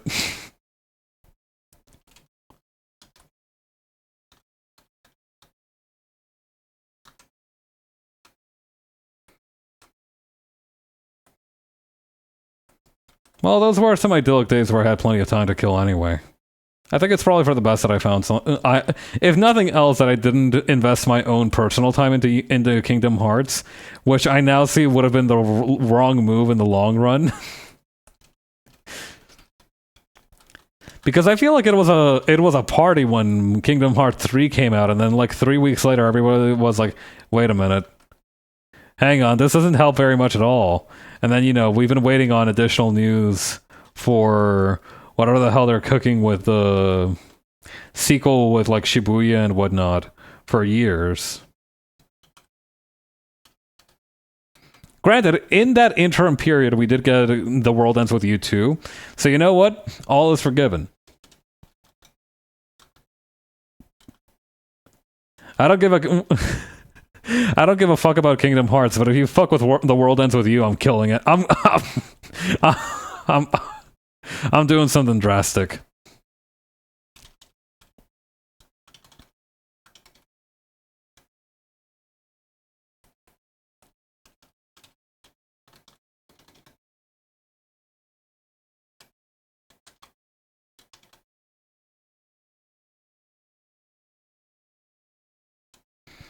God, they really do make you suffer through 358 or 2 days though, because I remember the footage that I saw of it was like basically just random shit you had to do each day.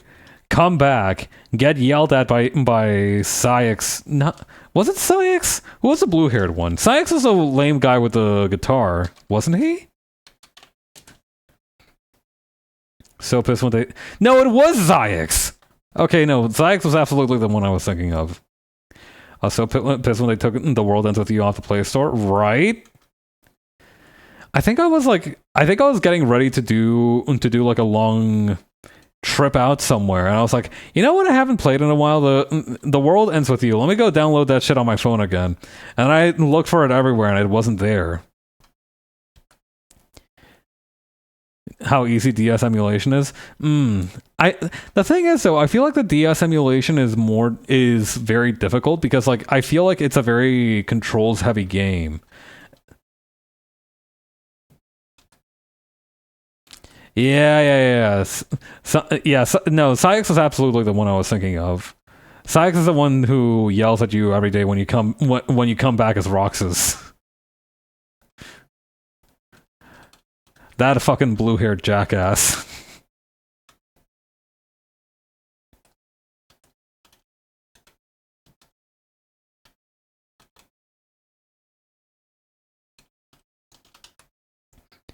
It really is such a fucking funny dynamic because Roxas has like the emotional and the emotional intelligence and like life experience of like a newborn. Meanwhile, Syx is just like throwing empty beer bottles at his head. Like, stop fucking up. Go kill 12 Heartless over here for me.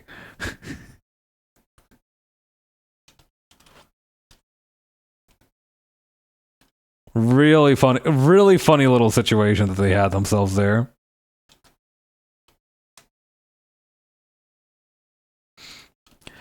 Why is bro beefing with a newborn? That's what I'm trying to ask.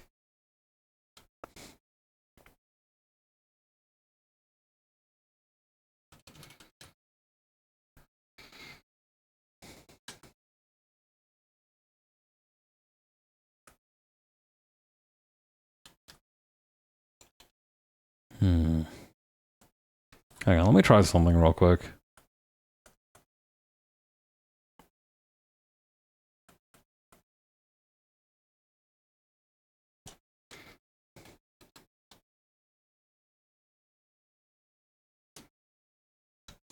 My stream lag, so I missed a question. I don't think I asked any questions. I think I was just like musing to myself about like trying something here. I don't know. Oh wait, I was asking why Syx was beefing with like Roxas, who was at that point like a newborn. All right, hang on. Brightness and contrast.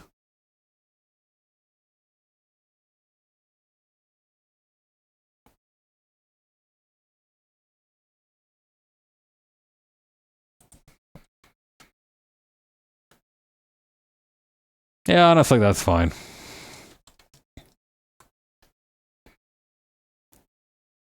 All right, and how's that look with the logo? Yeah, that's pretty good. We're not going to be using the logo after this, though, so I think we can keep it off anyway. Okay.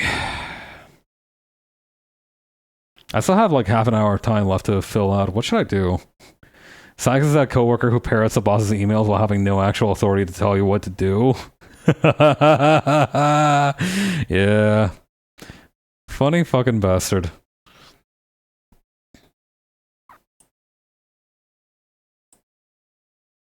Hang on. Do I have any like works in progress on my among my files? Like I feel like I'm done here, but I want to keep working on something while I'm doing this.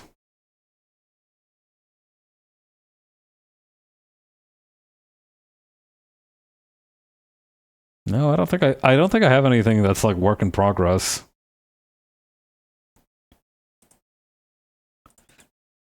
Let's go consult the redraw ideas folder.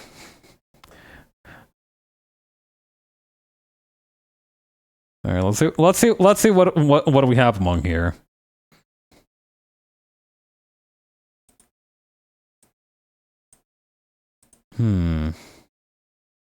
This is a cute picture, but I don't know who I would put here.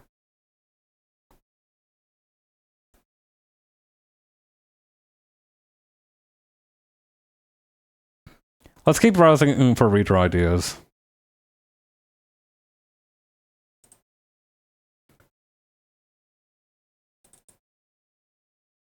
I used to have ones that I had like labeled specifically for redrawing.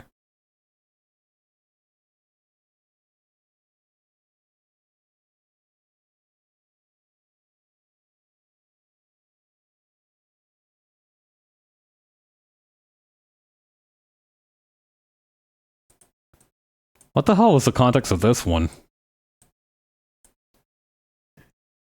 That poor monster.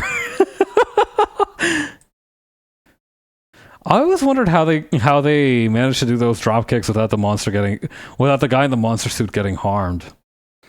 They probably just let the guy in the monster suit get harmed, huh? Boo boo destruction. They're killing that man. They're destroying them.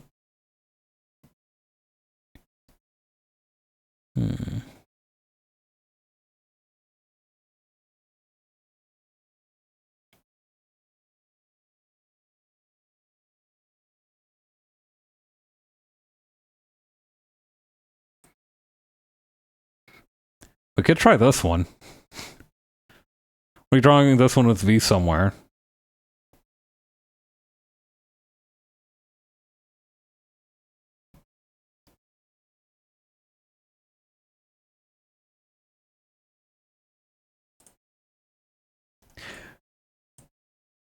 I fucking love this picture so much. Like, it's just the animation as well, right? They just captured the animation of the game, but the Rowlet really does look like it's telling you what the fuck are you thinking precisely?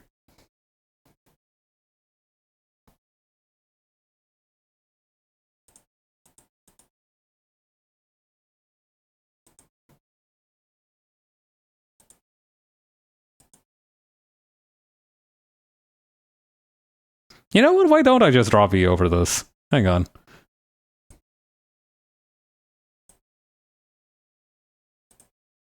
Let's just do that.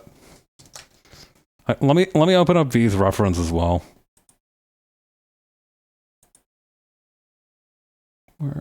Where's the reference folder that I have? All right, let's get down to business.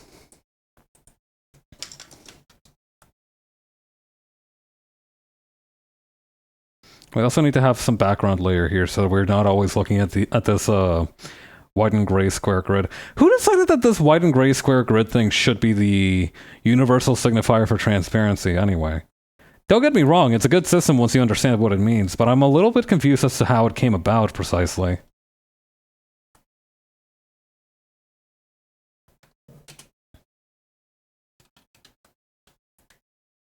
Here's what let's do.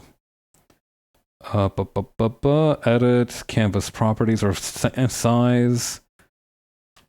Or wasn't there like a resolution one we could use? Canvas properties, here we go. Resolution, let's make that 200.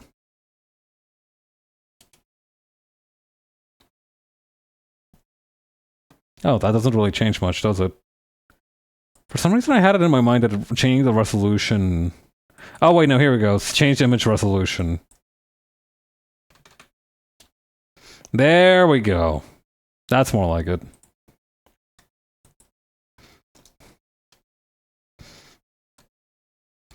Has anybody here done a dropkick in real life? Is it hard to do? I feel like it'd be extremely satisfying to pull off successfully, but I feel like I would have definitely hurt myself if I tried to do that at this point.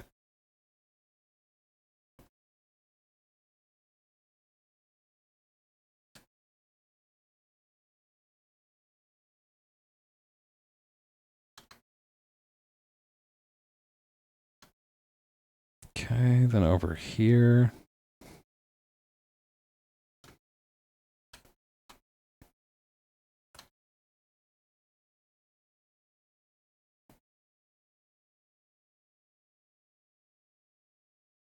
Like, I remember in one fighting game award ceremony, a guy who was celebrating that he got a trophy did a dropkick live on stage. And I feel like 90% of the effort of the dropkick wasn't even like getting up in the air. It was just falling in a way that you wouldn't break your entire hip bone. You gotta stay limber for that shit. Never relax ever. Feels like it'd be really easy to fall in a weird way and fuck up your body.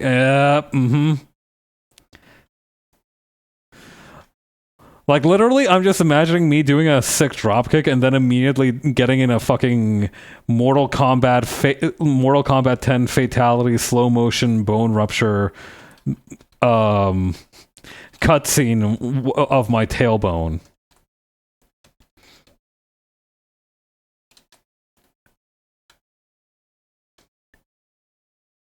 Yeah, ouch, to say the least. That's a very strong, succinct way to put it.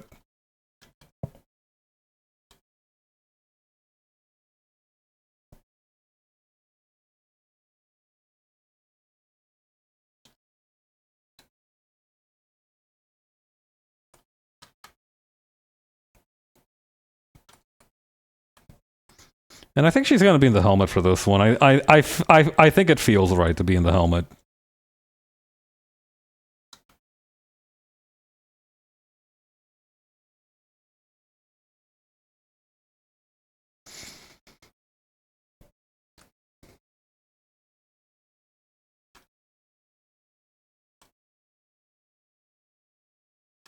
Okay, then over here.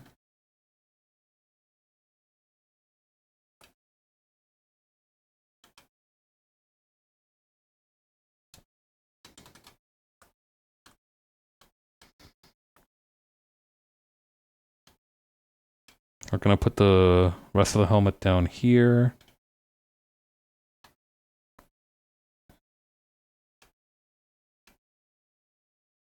There we go.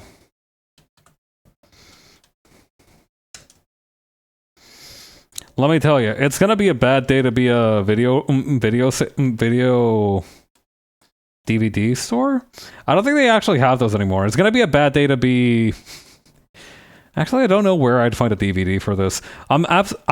There's no theaters near me that are playing the Chainsaw Man movie, but I definitely need to get in there once they come out with a Blu-ray or anything or something like that.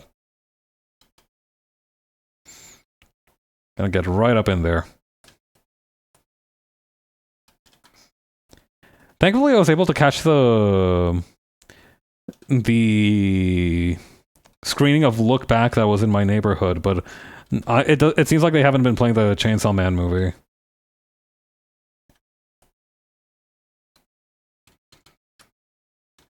I'll get it someday, though. I don't know. Have you ever had a circumstance where, even though you have like digital copies of something, it just feels much more valuable to own a physical version of it? Like when I bought the Lancer hard copy, right? I was like, okay, this cost me more money than I care to admit.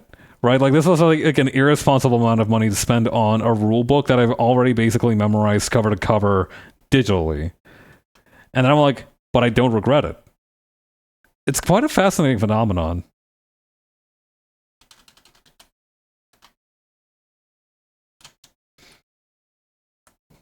Very satisfying. Although I do admit it is rather strange.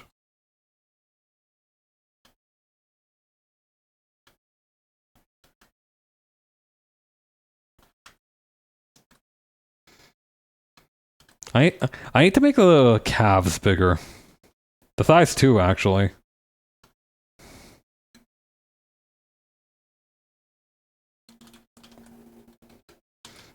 Maybe arms too, a little bit, come to think of it.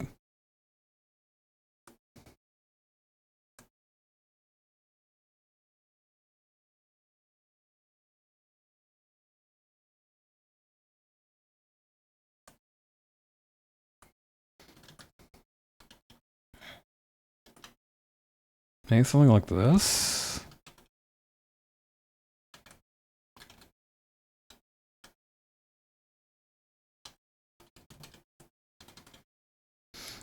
Okay, what direction is that hand going? I think I'm just gonna wing it over here.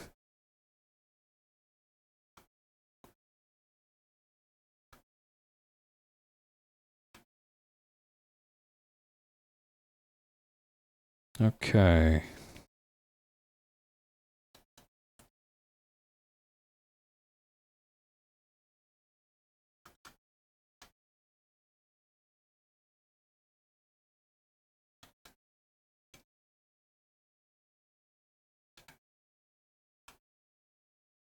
There we go. That's a very serviceable thumb.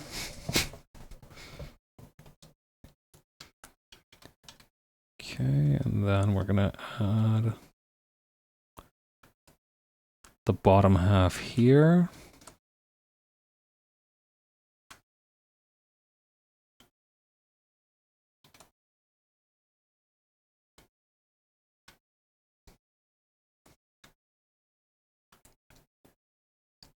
Come on. There has to be a way that I can make this look almost like an impact frame.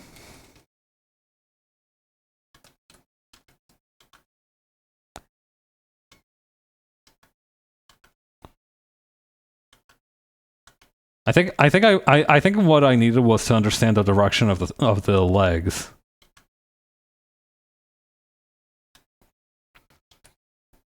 Yeah, I think this makes a lot of sense to me.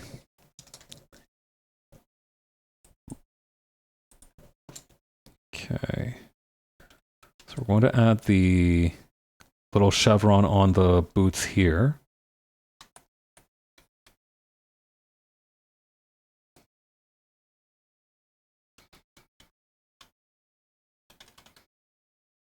Then over here, do the other chevron.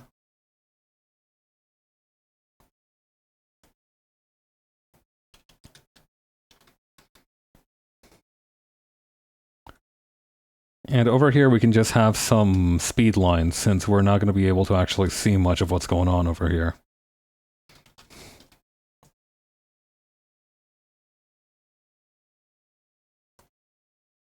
Okay, we're going to use a dark gray for the background here. Sure, that works, whatever. Please don't make it skin colored, that actually looks really bad. That's kind of scary, actually. Okay, yeah. This works. This works perfect, actually.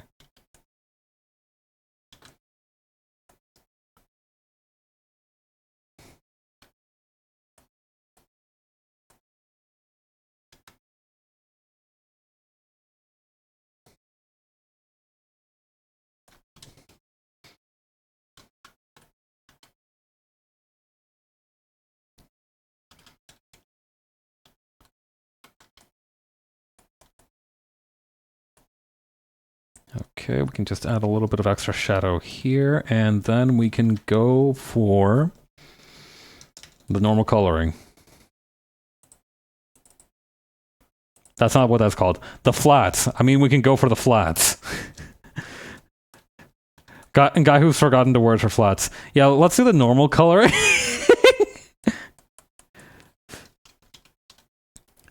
Me when I'm an alien child trying to blend into my surroundings at my kindergarten. Yes, let's do the normal coloring. God. If aliens had an equivalent to the big lollipop and the propeller had, what do you guys think it would be?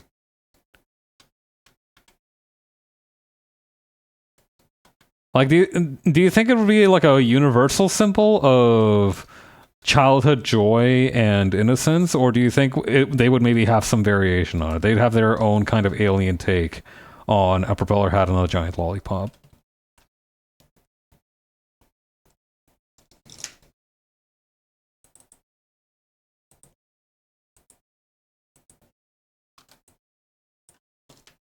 Okay, and then this one here.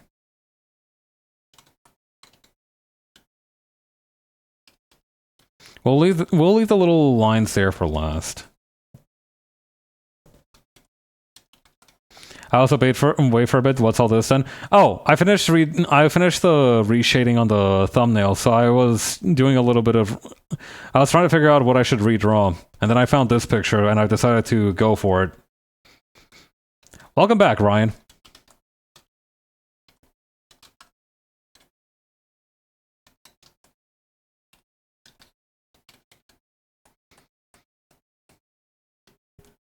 Okay.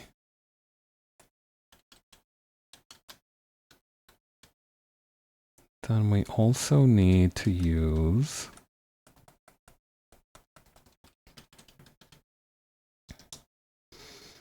where's the color for the belt clasp? There it is.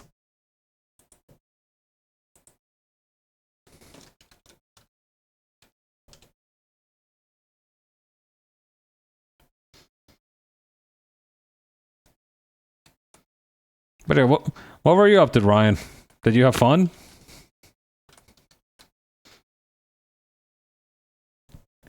Where's the... okay, it goes yellow. Then the same color as the belt clasp.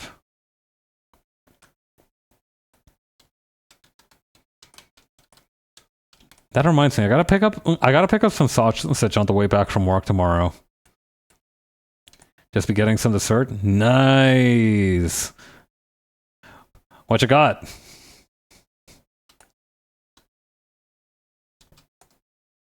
Anyway, yeah, I need to pick up some sausage tomorrow on my way back from work because I need to make it was this very simple dish. Apple pie. Oh, nice.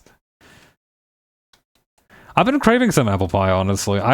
The only apple pies that are readily available are those awful ones from like burger places that, you know, you can just get like, oh yeah, give me like an apple turnover. That's not an apple fucking pie. I gotta get my oven fixed again. I can't keep living like this. Nice. Ooh, a little bit of apple pie right now. Ooh, with a little bit of vanilla ice cream. Alright, Grand Blast. Yeah, we finished redrawing some of the shading on the thumbnail here. We've moved on to a little bit of a fun redraw project for ourselves. How's your night been going?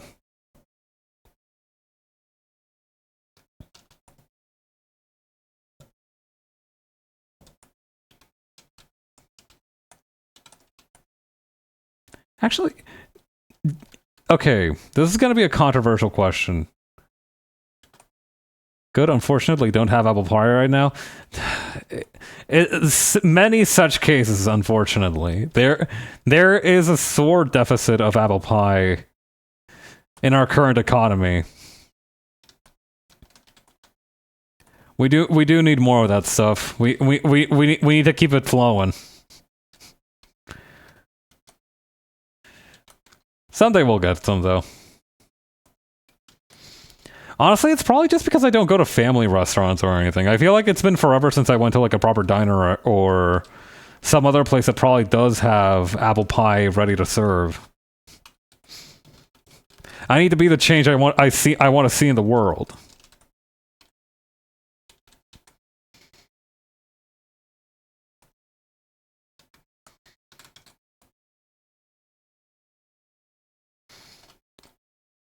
Yeah, regarding apple pie, does anybody have a pie that they like more than apple pie? Because for me, apple pie is like definitely top one. Like I feel like even though I will have dalliances with other fillings, apple pie is going to be my number one forever, just because of the memories I have associated with it. I want to be this change I want to see in the world too, and that change is violence. I like all pies in different ways. That's real shit. That's so true, honestly. You're so real for that. Like pumpkin, but apple is above it. I will say a nice bit of pumpkin pie is always welcome, but apple definitely clears. I feel like the only one that has like contender prowess for apple pie to me is maybe cherry pie. For my birthday every year, I get a pecan pie or key lime pie. I did try key lime pie one time when I was visiting my brother, and there was a restaurant that specialized in selling some. Good stuff, but again, I do fear that apple clears. But yeah. Now, for me, cherry pie is a very, very close second, but I don't have as many memories of cherry pie as I do with apple pie.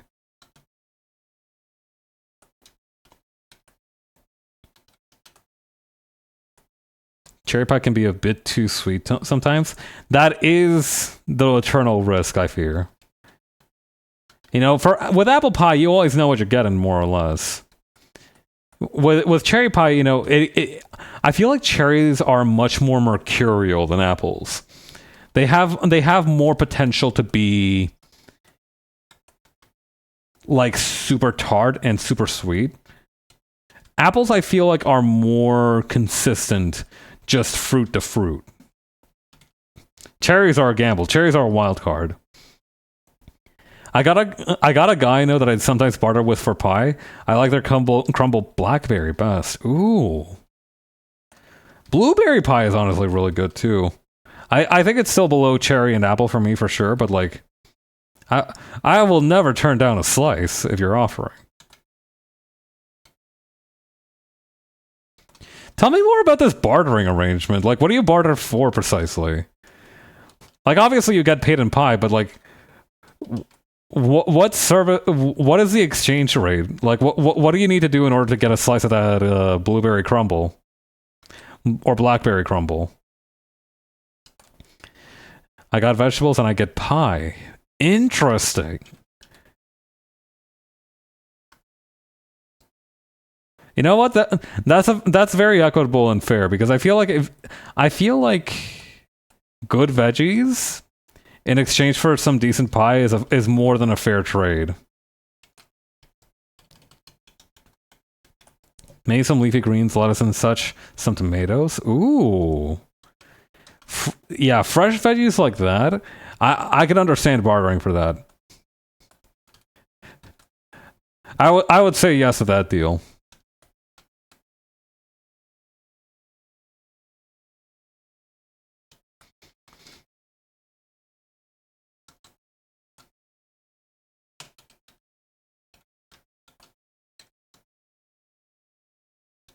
Okay.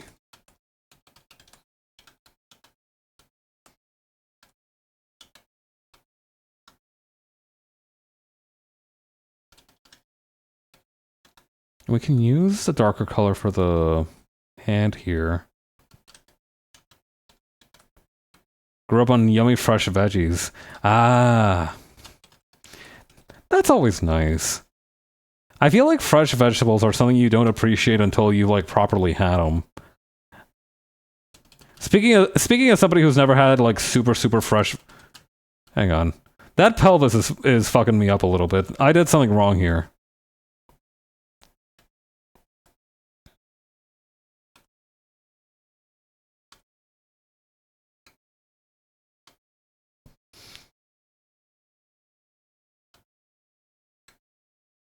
Yeah, that's probably more correct.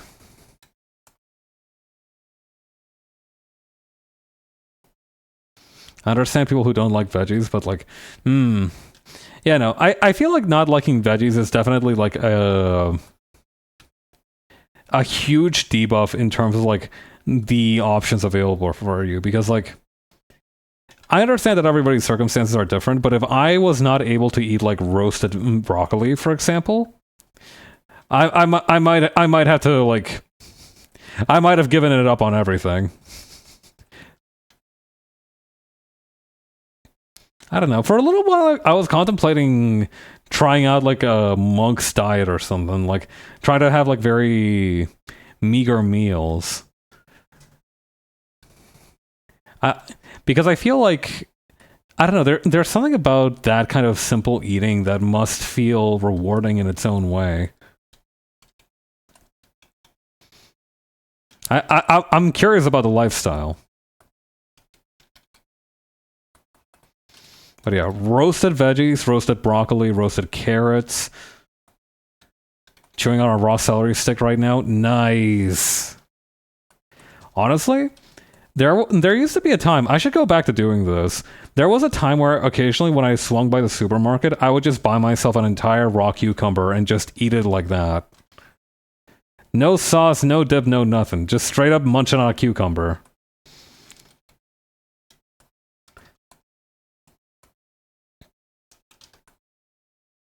It felt like a hard reset for my whole gut. It was kind of awesome. I should do that again soon.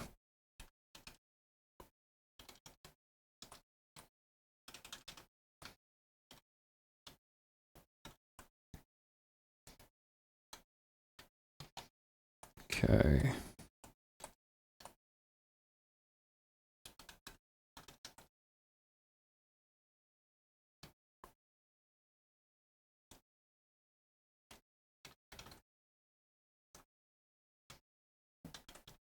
Okay, I think this is pretty good. What I'm gonna do, though, I think I'm going to get rid of the lines here.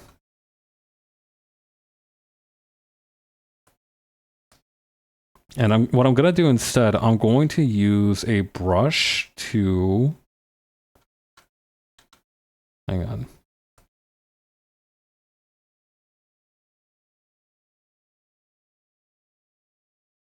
I'll get rid of the junk down here. At work on the way to the library, taking a nap, I always either get a celery or a carrot in my mouth. Dang. That's cool though. I fuck with that way of living. I feel like that's I feel like you've achieved some kind of regulated vegetable intake that just sounds extremely pleasant, to be quite honest.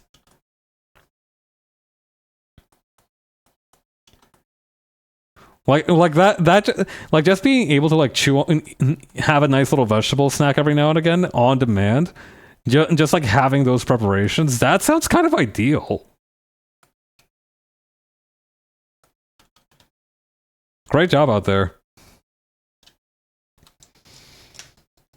Okay, so here's what let's do. It's nice. I consider myself exceptionally lucky to be able to have all this.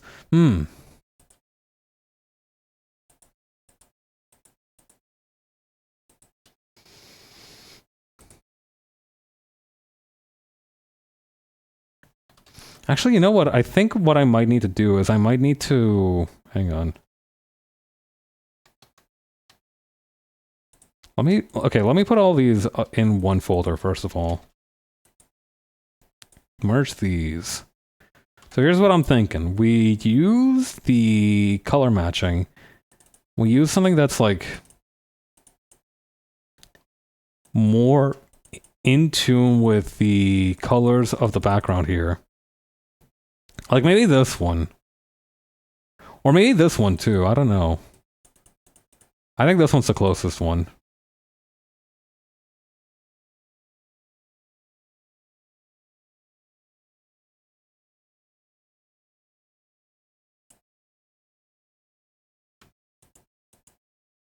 This isn't much of a difference.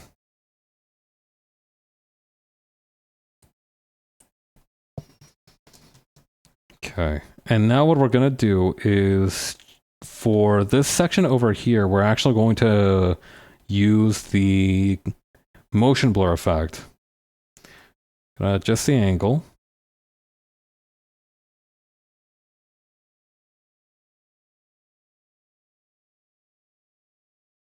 Actually, first we should merge these two together.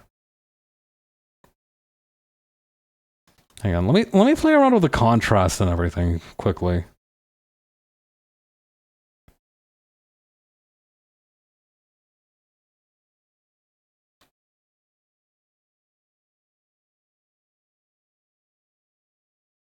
Nah, I think the original is probably the best. Alright, so let's do this. Filter, motion blur. Decrease the strength a little bit. Is the angle right? Yeah, that's about right. And then we use a normal blur tool to taper that out to the rest of the legs.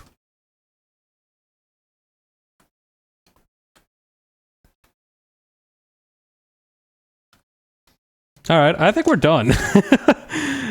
I think we're good for now. And I think we've spent a reasonable amount of time goofing around. Is anybody streaming right now?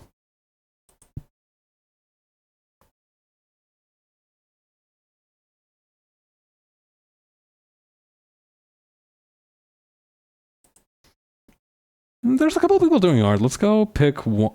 Okay, eeny, meeny, miny, mo, catch a tiger by the toe. If you got him, let it go. Eeny, meeny, miny. Let's go with this one. All right, let's set up that. How do I do that? Wait, how do I rate again? Right, the Twitch page.